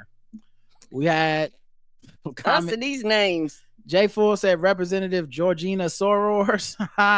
Ramsey D. Jenkins says, child, when Rod mentioned Ken Paxton, I had to clutch my pearls. I live in Texas. I'm going to vote and do everything in my power not to have another Trump presidency. Yes, baby, vote. Appia says, very natural how Rod laughed at Karen's less successful joke. Oscar alert. Thank you. Shoe Booty says, look at that progress. Woo, proud of your consistency and having such a good attitude through it all. You inspired me to get back in the weightlifting class at the gym. Little by little, each day getting stronger. Absolutely, Shoe Booty. I'm glad people, I'm going to embrace that. You know, I've been pushing against it a little bit, but I'm going to embrace that people are feeling inspired. It's funny because my trainer said that's what was going to happen. And I was like, it ain't really about these niggas, it's about me. So I guess if they feel like, but you know what, man, it seemed like a positive thing. It is. I support people doing whatever the fuck they want to do with their bodies. Don't so matter. if it's a thing where you like, man, I want to get stronger and I want to get in the gym, good. Because if you said I want to get a BBL, I'd be like, cool too. Mm-hmm. If you said, man, I just want to be thick, I'm like, I like them. That's cool too. Mm-hmm. So I'm just trying to support people being positive towards whatever. It's been such a weird thing because people have so many assumptions about life and my point of view and why and what I do for different stuff. But it's just so frustrating to and I don't feel like correcting everybody. So it's like they make assumptions about what I would think about certain things and stuff, and I'm like, it's not really for what you think, but it's okay. Like if that's a positive thing and that's something that you're taking with you, cool. But there's the like, I think a lot of people just think I don't want to be fat and lazy looking and shit, and it's like that's actually not what's happening. But yeah, for you, no. But okay, if that's where you find your motivation, that's something you need to work out amongst yourselves. Mm-hmm. But there's just a lot of there's a lot of assumptions being made, and so it can be a little bit like why I'm reluctant to really get into it and talk too much about it, and I don't want to. And there's a lot of stuff I just don't believe. So you're never gonna hear me talk bad about people being fat. You're never gonna. I don't care if I lost all my. I don't care if I look like Idris Elba. I'm never gonna switch over to this mean person shit that people do. You're fat, you're lazy, don't be like I was, I did this. So I'm worried and hesitant about those things because I know those things bother me when I hear people express them. Mm-hmm. And I'm not a fan of that, so I don't want to make content I wouldn't be a fan of. Right. So and honestly, I haven't had to have a mean voice to do this. It's been a very positive inside voice, and that's honestly the thing I'm most proud of is my inner voice can be very mean to myself sometimes in a way that I would never be to another person. I would never talk to a friend like that. I would never make anyone feel that way about themselves. But it's a thing that I had to learn to harness and control and be like, no, we're not being mean to us. So I've been finding positive motivation. I like the routine. I like getting outside. I like being active. I like getting stronger and feeling progress. Even when I can't see progress, I can feel progress. I like not necessarily being tied to just a number on the scale. I like having a team of people that know what they're doing, that are supportive. I love that my trainer doesn't try to break me. Her point is to be like, push through it. Like she's like, oh, your arm hurt? Okay, cool. We switch the legs. Like it's your legs hurt. We'll switch the biceps. Like we will figure a way to do this. I like that I haven't made any excuses. We had to move my training. She had some stuff going on with her family issues, and she had to move it from Wednesday at the time that I love to like Thursday at a time that I hate early in the morning. But I showed up. I didn't make any excuses. I did it. I was tired as hell. I hated every second of that session. But the point being, like, I haven't been making excuses. And honestly, I'm not even gonna let it deter me that some people don't understand what I'm feeling and how I'm feeling. That's not for me to worry about. I was at the gym yesterday and Thursday, and some dude was like, how far are you on your journey? Cuz you been in here for a while, big man. Oh. And I said, yeah, I'm about 4 months, 21 weeks. What is 21? Like maybe it's 5 months, 4 months, 4 to 5 months in, right? And he goes, no, I mean, how much weight have you lost? And I'm like, that's not the same question. No, that's not. I told him, but I was like, that's not Yeah, my 'cause that's not that's my some turn people's on. goals. Yeah. I'm fine with it. It's Right. gonna happen. It's cool, but I'm not stressed over that. Right. It's more like I'm more proud of the things I can do that I couldn't do before. That I'm proud of being active in a way that I wasn't as active. I was sitting around during the pandemic for years. I still haven't played basketball consistently yet. So like, anyway, it was just anyway. Thank you is what I'm trying to say. As y'all heard, that's my inner dialogue. That's the inner voice in your head, in your When brain. I say thank you, I'm thinking all that shit, and I'm letting y'all hear it because it's a podcast. But in real life, I just go, okay, thank you. But I was a little hot with dude though, because I told him how much I lost, and then he didn't seem that impressed. He was like, all right, man, well, keep it up. I want to be like, bitch, that's a lot of weight. Fuck you, nigga. You asked. You asked, right? You need to celebrate this shit. I don't care if I would have said 1 pound. You need to dap me up like, yo, brother. Because you came over here asking. The 21 weeks of dedication is the part that's impressive. Come on, dog. EVE said, I'm with you on the cupcakes ride. If someone nutted on my cupcakes months ago and there are no ill effects from it, don't tell me. I'm like Mario Winans. I don't want to know. Exactly. Now, I don't want to know. What good could come of that? Right? Either I died from semen poisoning or I'm alive blissfully unaware. Let me be blissfully unaware. That's the kind of shit an evil person does who nutted in your cupcakes. Is they tell you months later, like, you had them cupcakes on your birthday. It had a little extra secret sauce in it. It was it was sperm filling, nigga. Like, get out of here. Don't tell me shit. Mature young lady says, Eric E says, congrats to Rob on his health journey. What I admire most is his consistency. It's a good feeling when you can notice your own progress. I've lost some weight, but not quite where I want to be. Seeing Rob document his workouts and hearing progress reminds me that I can get back on track at any time. For sure, man. And I think also I have not tried to think of myself in that way because I've always been afraid of failing, of trying to do something and not being successful. I said this when I first started this whole process was, I don't think I've ever tried. I've never done a diet.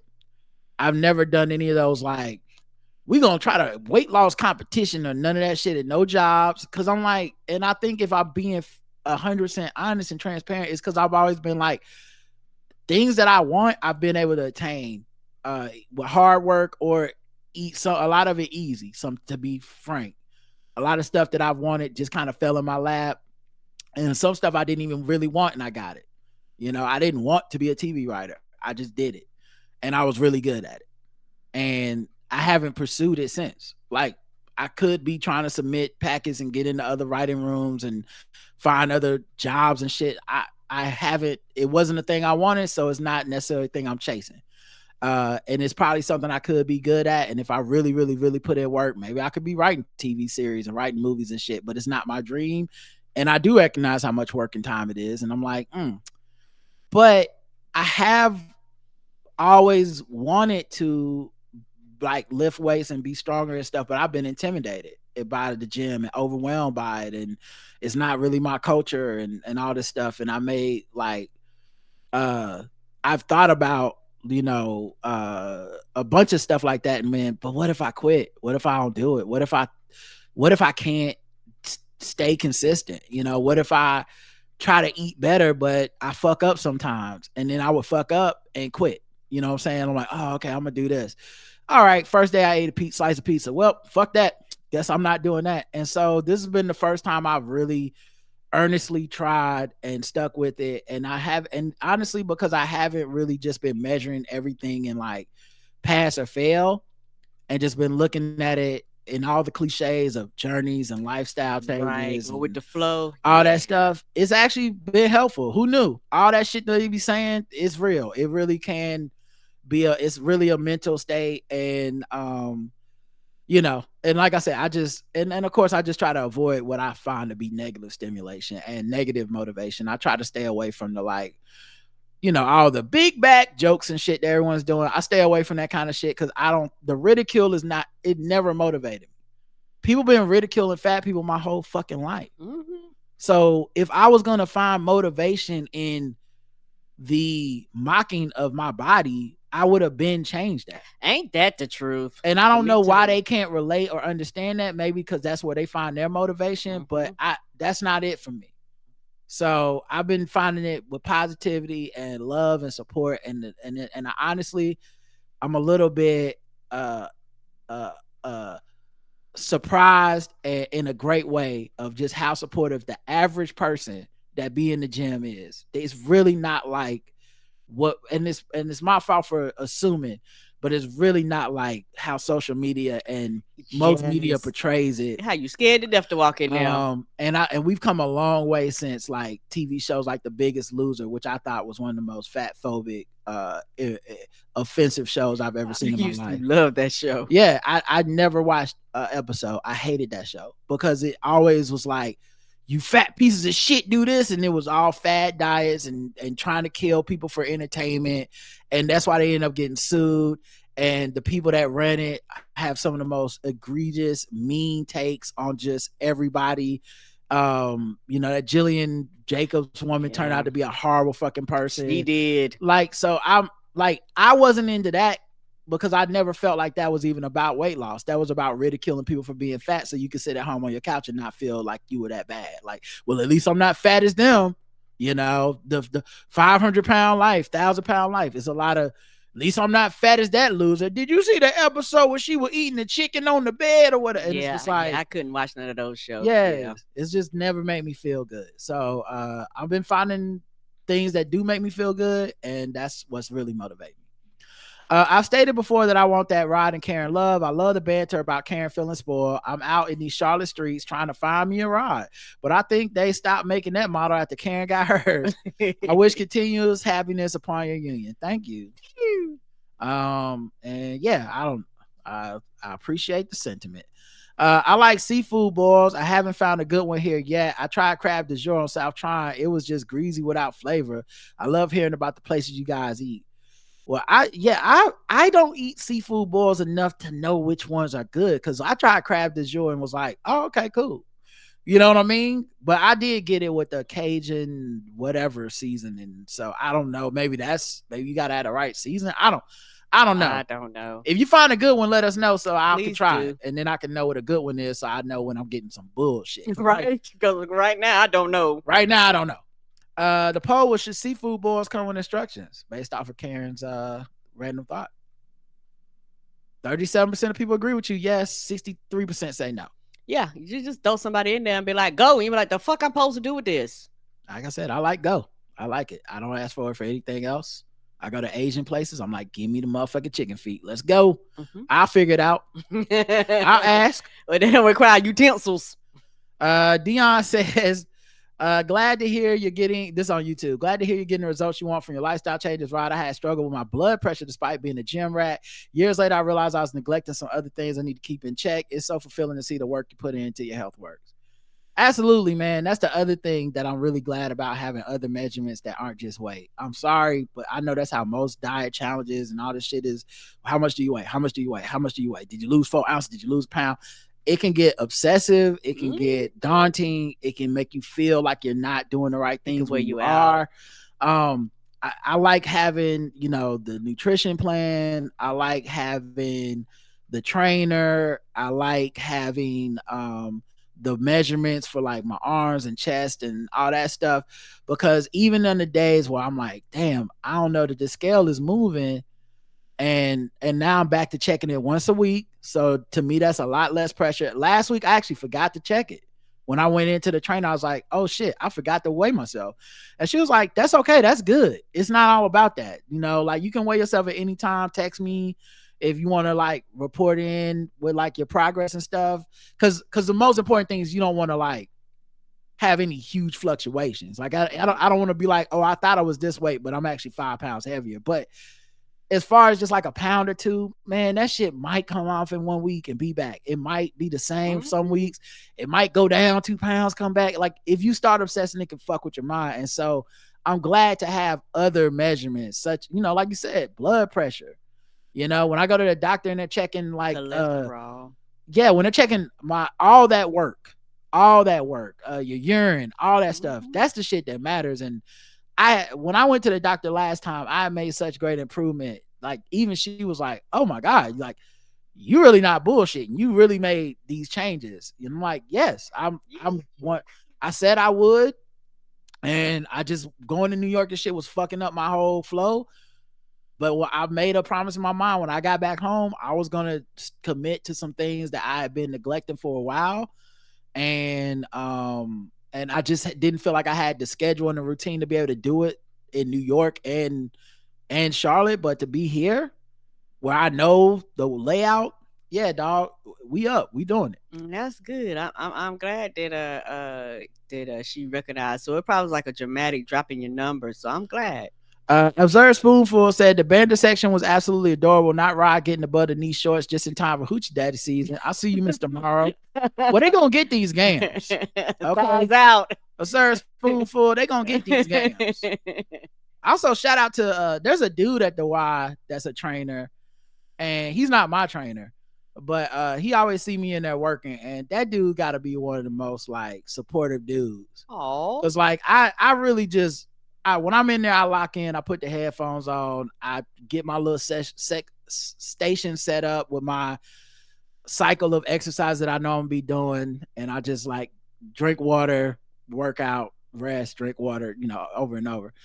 And so I'm not talking to people really. And he'll come over and be like, hey man, I see you in here, man. I can see the difference already and stuff. And I'm like, I can't see it, but he do it for a living. So I'm like, I appreciate you. You know what I'm saying? Like, I accept that. And he's like, yeah, man, he's like, he was like, it's really inspiring and impressive because you're sticking with it. And I always see you in here just working and you're not taking any shortcuts. You're doing what she's showing you because he sees all my training and stuff. So he was like, yeah, I just want to let you know, I see it. And, you're doing a good job. And I was like, damn, that do mean something to me.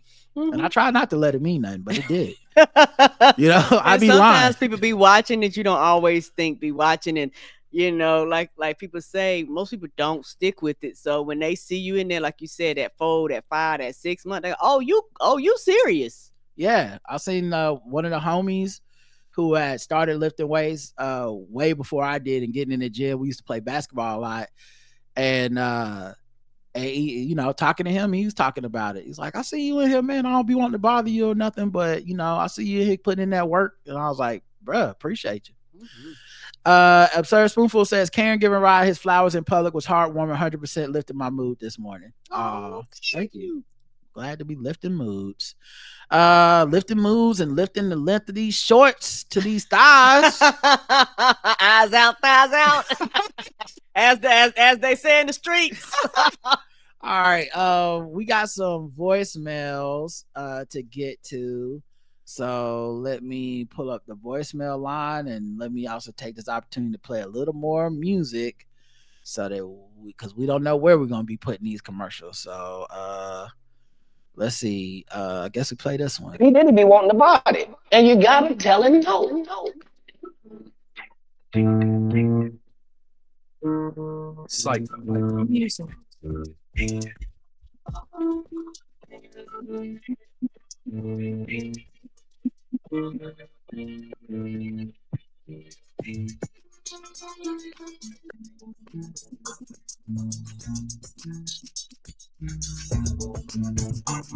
It's honestly sad that that's such a bop. All right, let's see these voicemails and see what we got. Okay. Hopefully they're not all spam and butt dials. Yeah. This first one feels butt dial. Right number. Just okay. They're not sure they had the right number. All right, moving to the next. wrong Skype number, baby. Some wind here. All right. Okay, so this person was, I guess they're seeing Twisters in the theater, and they decided to get a spot. We on the back of somebody's bike. Kiana always delivers. Hey guys, it's Kiana. I just finished listening to the last show. Y'all were talking about Michael Eric Dyson. I think that's his name, Michael Eric Dyson, and his his comments about the Drake and Kendrick beef. And here's the thing: I need Michael Eric Dyson, his spectacular vernacular, and that embarrassingly bad take, and you can pack all that up and get the fuck up out of here. Because were a lot of people saying that Drake ain't black? Yeah, but Kendrick Lamar wasn't one of them. And I think, like you said, Rod, he's smart enough to know that when we say he's not black, we mean specifically he's not black American. Drake cosplays black American experiences, behavior, all that stuff whenever it's convenient. And if we're being honest, like if we're keeping it a whole buck, that is disrespectful to black American people. The way that this man just wants to dibble and dabble and pick up the parts of the culture that he feels like are acceptable. Like, no, Kendrick was 100% right for calling him out. And it feels like he was trying to like get some cultural relevancy by discussing the moment. But the take is just bad. The take is just all around bad.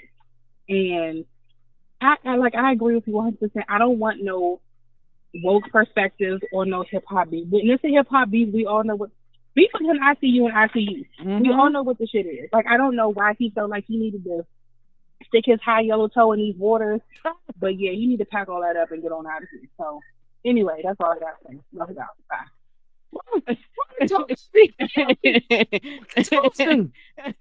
No, why am I in it? Right. Toes. But yeah, I'm with you 100%. Also surprised I didn't get any feedback on my Michael Eric Dyson impression. It must not have been as good as I felt in my head because it was funny as shit to me. Someone else left a voicemail. Yes, good evening, Brother Morrow. This is Dr. James J. Williams. Been following the Karen Hunter show for a number of years, and as we speak, I'm listening to the Foolishness Friday show right now. My reason for calling you is because we're having a film festival in your backyard next weekend, 13 through 16 June. It's the Black Charlotte Film Festival. I've been trying to get on the Karen Hunter show for a number of years, and I'm thinking this could be a way for you, being an enthusiast of movies. I created a documentary called Rising Above the Fray. I'm retired Army. I retired as a Chief Warrant Officer 5, which many people don't know what that rank is. So I'd love to see you at this film festival. If you're not doing anything, my film will screen on Saturday at 3 p.m., followed by a Q&A discussing Black military officers and their service to this country. Again, I'm Dr. James J. Williams. I will also send you an email on theblackguywhotips.com. I should say at gmail.com, and give you more information about it. But you can reach me at 301-806-8614. I ain't trying to put his whole number out there, but hey, all right, I'll check out the email. Appreciate you, brother. That was more formal than I thought. You can tell he's military. That email had no jokes. He was like, listen, this is Corporal James. I was like, okay, brother. We gonna let you know what's happening, and anybody else want to go to it, you know about it too now. Yeah. So all right, we got email from my man Psycho Music. He had revamped the beach blonde bad built butch body, so he revamped it. Let's You know what we're here for? The Psycho Music. I want to call you one. Peach wine had built butch body. Oh, what now? Peach wine had built butch body. Peach wine had built butch body. Oh, what now? Peach wine had built butch body. Is it okay if I call it one? Peach wine had built butch body. Peach wine had built butch body. Is it okay if I call it one? Peach wine had built butch body. Peach wine had built. Because remember, someone wrote in and said he should add that. Can I call her one? Yes, and he did add it. Butch body. Peach wine had built butch body. Calm down. I'm not understanding. Everybody's yelling. Baby girl. Oh, really? Don't even play. Is it okay if I call her one? Funky dog head, bitch. Ooh, that's I hilarious. forgot about that part. But you know what? That was good. That's some of your best work. Take a bow. I like that. And whoever's idea it was, I can't remember if it was Kim Doc I want to say it was Kim Somebody Dot. suggested it. Yeah, That was a good suggestion. That it hit harder with that. Can I call on? Our girl Go Dio gave us a book. Black Like Me. I think it's actually in our mailbox. We gotta go pick it up. But because we hadn't heard of it, and I hadn't read it, I'd heard of it, but I don't think I read it. But at any rate, she sent it in, so appreciate you. Now I read only on Kindle, and Karen only reads audiobooks, so it'll be on the shelf. So whenever we set up I like to show it off. Yeah, whenever we set up a bookshelf in the background and we get on TV interviews, we can always be like, look at me being smart. One of these old days, I'm put a bookshelf behind me so I can feel smart like everybody else. I own the finest of hardback books. I need to get me an IKEA shelf and put it above my head. Jeff says, hi, Rod and Karen. Thank you for all you do, especially the race war coverage. Here is another Dracarys moment of bullshit. Superintendent is I guess you meant to send a link, but you didn't. But it's about that superintendent where the white dude grabbed the black man so he couldn't shake his daughter's hands. I'm sure we'll get into it on Fucking with Black People soon, but appreciate you. Marsha says, hey, first time commenter, but a frequent listener from the UK. 5-star commute content while playing Pokemon Go. Thank you for the COVID coverage in particular. Invaluable. Jill Biden is ground zero in this situation. To be honest, her both sides to the White House nonsense. Oh my God. Boy, did she make that shit worse. That was a bad day when she was like, we should invite the champions and Iowa. Was like, girl, sit, baby girl. Sit down. Nobody told her that was not a good idea. They've never done that, and they will not change it now. Oh my goodness. I don't know what's worse in the racial conflict. The white people that are clearly just like racist, those people, those are the trash. Or the white people that like feel like we need to find a middle ground, or like this has never happened before. Like, fam, it'll be okay. It'll pass. And it did. So another race war finna pop up. Look, we are always ready for the race war. I've been on the hunt for one. It's gonna happen. Yes, it is. Pretty soon we'll be talking about something else. We just need something to pop off organically so we can this will become race war number 2, Like I saw someone fail for this AI bullshit. They doing this thing now where they take this artificial intelligence and they make deep fakes of these NBA players in these videos. And one of them was Luka Doncic. And somebody fell for it, and it's not real, but it was him supposedly saying basketball is the white man's game. Child, that'd have been the top fucking news. That'd have been the top story everywhere if he really said that. But when I tell y'all, the way I wished it was true, so we could. That's how sick I am of trying to have nuance in a nuanceless Caitlin Clark world. I wish Luka had said it so we could just move off of this, because this would have, regardless of how dope people think Caitlyn is and the WNBA is, people would have moved. They will move off. They would have dropped that like a bad habit. The race warriors will move on to greener pastures so fast because they don't really care about WNBA basketball. They don't. So if they could get the same racial war, but in in the NBA, they'd be over there in a heartbeat. Like, now what the fuck does he? But the fact that somebody fell for that, I had to laugh. But yeah, I remember that I was a pal because she couldn't read the room. Have a great weekend, Marsha. Agreed. Amber says very confused. 1 to Michael Eric Dyson, shut up and make some books, nigga. Goddamn. No. But on a serious note, after your recent episodes expressing your frustration when people choosing not to vote, I decided to have a more in-depth conversation with my boyfriend about politics and voting. He mentioned being disheartened by the current state of political affairs and feels Trump has a complexion for the protection. We're both black and deeply understand the injustices of white privilege and systemic oppression. I do understand his sense of hopelessness, but really wanted to get him to understand that doing something is better than nothing. Sorry this is long, but I wanted to provide background. My question is, how is it Trump still has a chance to be on the ballot when he's been impeached, not to mention the current charges?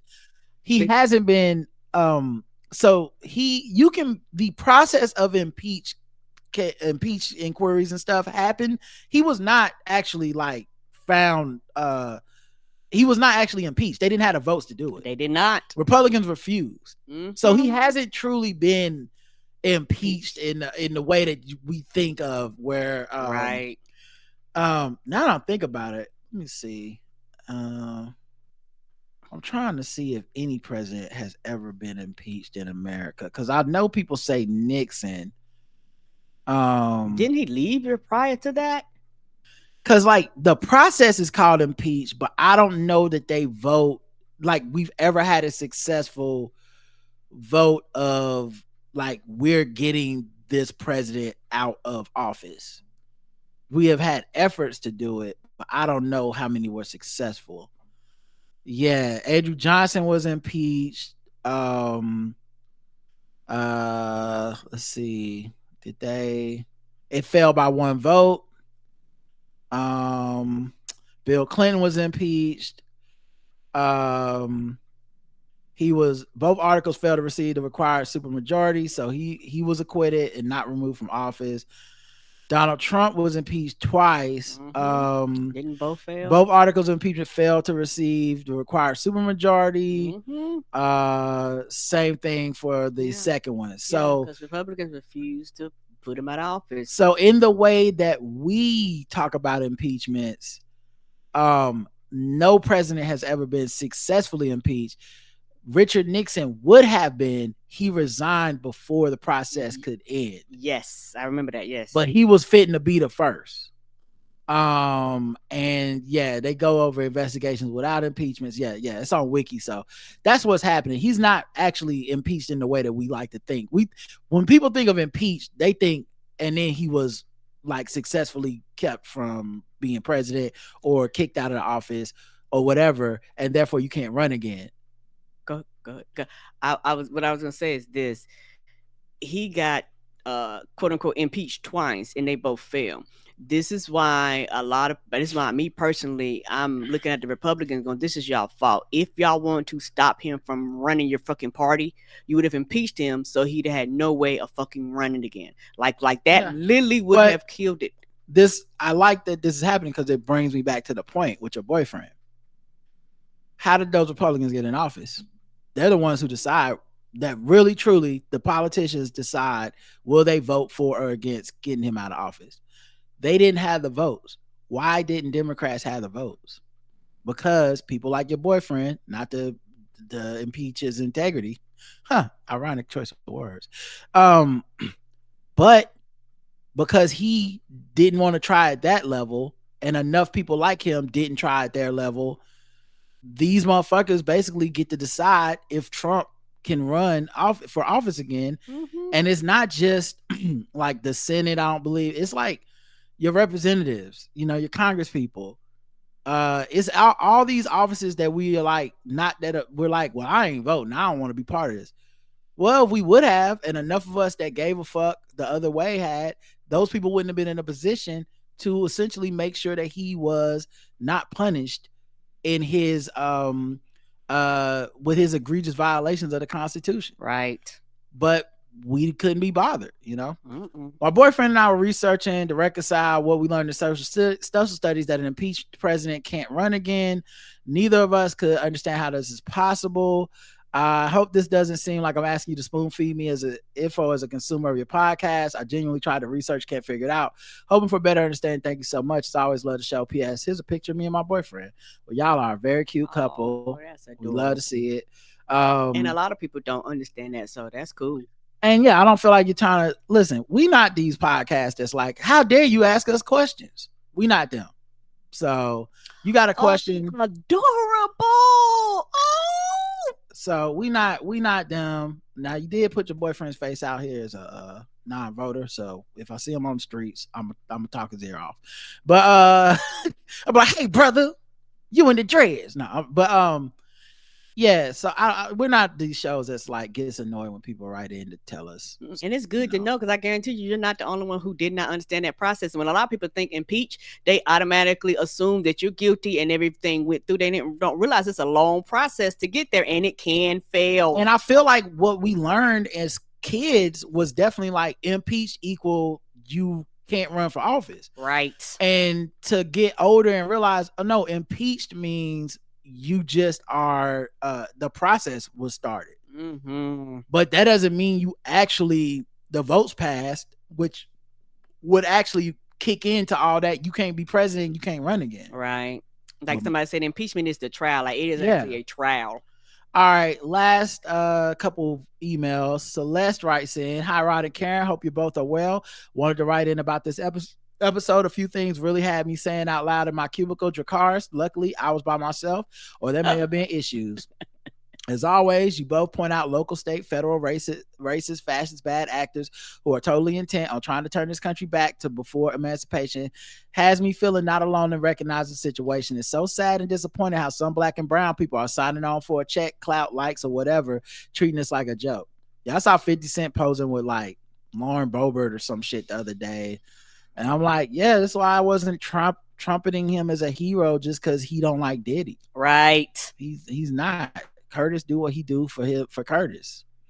And I'm sure them Trump checks is cashing because Amber Rose, like, it's not a secret that these niggas are showing up to be like, hey, just hanging out with Republicans, you know, like, I'm sure you got to check because you don't leave the house for free. This is the complexity that our elders and ancestors had to negotiate when they protested, navigated, and tried to make sense out of nonsense for the entire time we've been here. Progress will always have someone on the other side pushing the clock back. It is something those on social media and those in the community who have not taught who have not taught nor passed down the real history. This is about the decision against the black VC firm. Is also about fools like Ice Cube and others who amplify misinformation about how policies have helped many communities, including ours, by discounting it because it didn't have black in front. Fools, do you see what the rest of this country and those in power do when it does say that? Right. And the fact that they think Republicans, the people who are striking down any of these grants that help black communities, look at the people on the other side.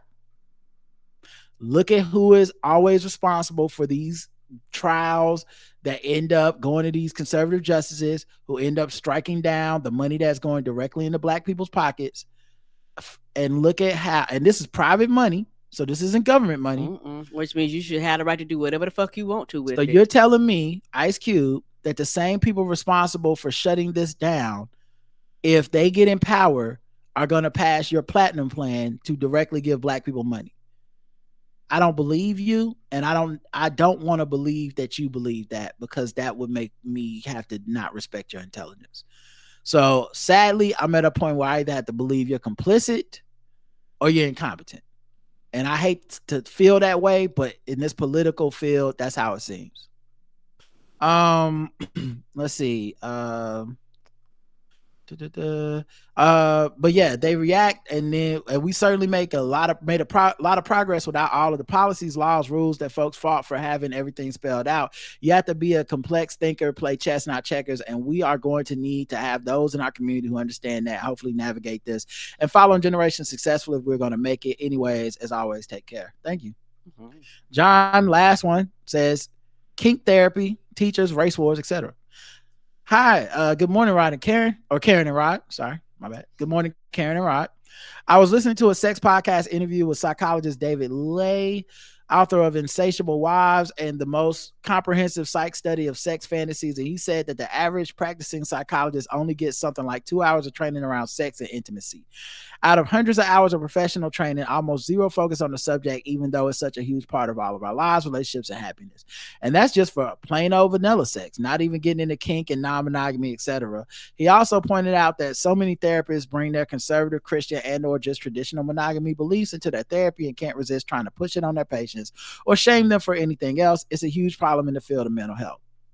Yeah, and I do understand how they're trained to look for outlier and certain behaviors, and you normally come there when you feel like you're experiencing things. But I think some stuff is what the therapist brings with them, and some stuff is what you bring with you, and hopefully they can meet you in the middle. But that's why it's not always a match for people, because if y'all don't even share the same values and they're not open to looking at your life through your lens of values in a way that helps you, it can be difficult. Yeah, that's why it's not the same, but it's similar to a dating app. You have to find a therapist that actually match with you. You know, yeah, it might take time. You may have to, right? Yeah, it may take multiple different therapists and stuff. And at the same time, it's, you know, therapy is difficult because it's, if you're going there, you're going for help understanding, coping, whatever. And some stuff they tell you is actually good for you, but social media and whatnot will tell you the opposite. And we're in a really bad time for that. Where's a lot of misinformation, a lot of just do whatever you feel like. And well, nigga, whatever I felt like got me here. Ain't that the truth? So I actually do want the expertise. And now no one thinks anyone's an expertise. No one trusts any institution. So yeah, it could be a really tough situation, but you got to fill it out for yourself. On a completely other note, when I heard the teacher claiming that everyone was just mad because he's attractive, all I could think of was a guy who claimed he was being discriminated against because his dick is too big. Come on, man. It's not hard to see people could find this behavior sketchy, considering he has been entrusted with the safety of kids. This is an educated instructor 101, and it really isn't complicated. Anyone who disagrees is just mad that I'm so handsome and hung. Really enjoyed the deep dive on the basketball race war. People are acting so ridiculous on both sides. I almost wish we get a real plot twist and find out that Caitlin Clark has a black grandparent. Would everyone flip-flop on their stances and allegiances, or would they just keep doubling down? I don't know. Caitlin got a look of just pure milk of magnesia. I can't imagine that she got no black people in her family. And I'll just leave it at that. There's other stuff I can't disclose to the public because one, I'm not 100% sure, and two, it ain't my story to tell. But I think there's things we could find out about Caitlin Clark that would make people chill the fuck out because they just don't understand everything, all the pressure she's dealing with. That's not about basketball. I think you are 100% correct that rookies have to prove themselves in any sport or league, and often have to deal with rougher play at the beginning. Wasn't that a whole subplot of Winning Time with the Celtics going hard at Magic early in his career? Jordan caught it from the Pistons too. Oh, and the Pistons and Knicks definitely did it to Jordan too.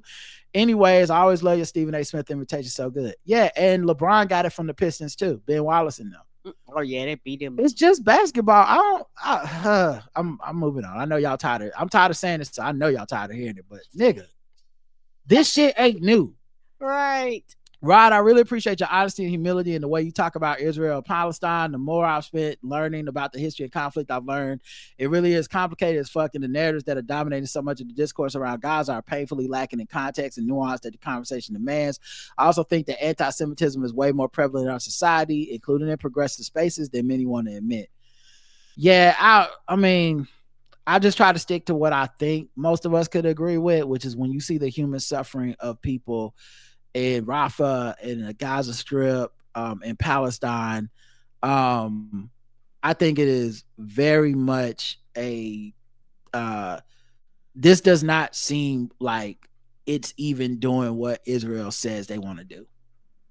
And I think now that you're seeing national, like you're seeing United Nations, you're seeing people talk about Bibi Netanyahu as a criminal or a person to bring on charges. You see even Biden like try to foster basically force him into agreeing to this peace treaty thing. I don't know how much more has to happen before we're like, these people, Israel is just out for some other shit. And they've decided that whatever it looks like, they're willing to deal with the fallout of that. At least the people in power are. I don't know about the people, I see citizens, I see people in the streets protesting when if it's to be trusted. I saw when Biden tried to force that peace agreement, there were literal citizens in Israel in the streets protesting, like, agree to this, we need to end this. I don't know how much further it has to go, because it's really like gonna be Israel against the world at some point. And I don't are people supposed to sit by and watch people be wiped out? I know it's happened before. I know, right? This is Earth, and this is a long history of shit like that. But I don't know how one can stay so steadfastly in this is just what's got to happen. Israel has a right to protect itself all the way to this point. I really don't. I admit I don't understand. I admit I'm not an internationalist. I admit that when it's time to vote, this will not be the thing that changes how I vote. Agreed. Because there's stuff here and other things that can always be worse, and I don't want worse. But I just will never come on here and pretend to be an expert on this. I learned a lot about this through listening to people who are experts on this. And I think when Ta-Nehisi Coates came back and explained it how he explained it, and it just did not resonate with people. I said, "Oh It man, did not. oh man," because that's a dude people respect, and they really respect his intellect. And they went, it didn't move them at all. On a lighter note, Karen, pouring milk before the cereal is also a crime against humanity. There, I said it. I will continue drowning my cereal in milk. P.S. What is? Wait, that's not how that works. Wait, is that right? Oh no, you're right. That is how that works. P.S. What is? I was thinking for some reason like, no, isn't drowning when the cereal's in there and then you pour the water on top, the milk on It's top the of it. opposite. But you're right. Drowning is when you jump in Lake Lanier and you like, I shouldn't have did this. So you're totally right. I was wrong. P.S. What is with all these foods as weapons story? It seems like every day we get a new story of someone using food to cause bodily harm. Chicken, spaghetti, cinnamon rolls. What is happening here? Love y'all, John. We got too much food in America. That's what's happening. We do. There's no reason for us to be doing all this. All right, y'all. That's it for today's show. Thanks for listening. We'll be back tomorrow. Actually, we have Brandon Collins on from Medium Popcorn and Drunk Black History. So we'll be talking to y'all tomorrow. Until then, I love you. I love you too. Mwah. Bye, everybody. Have a good rest of your night. Glad to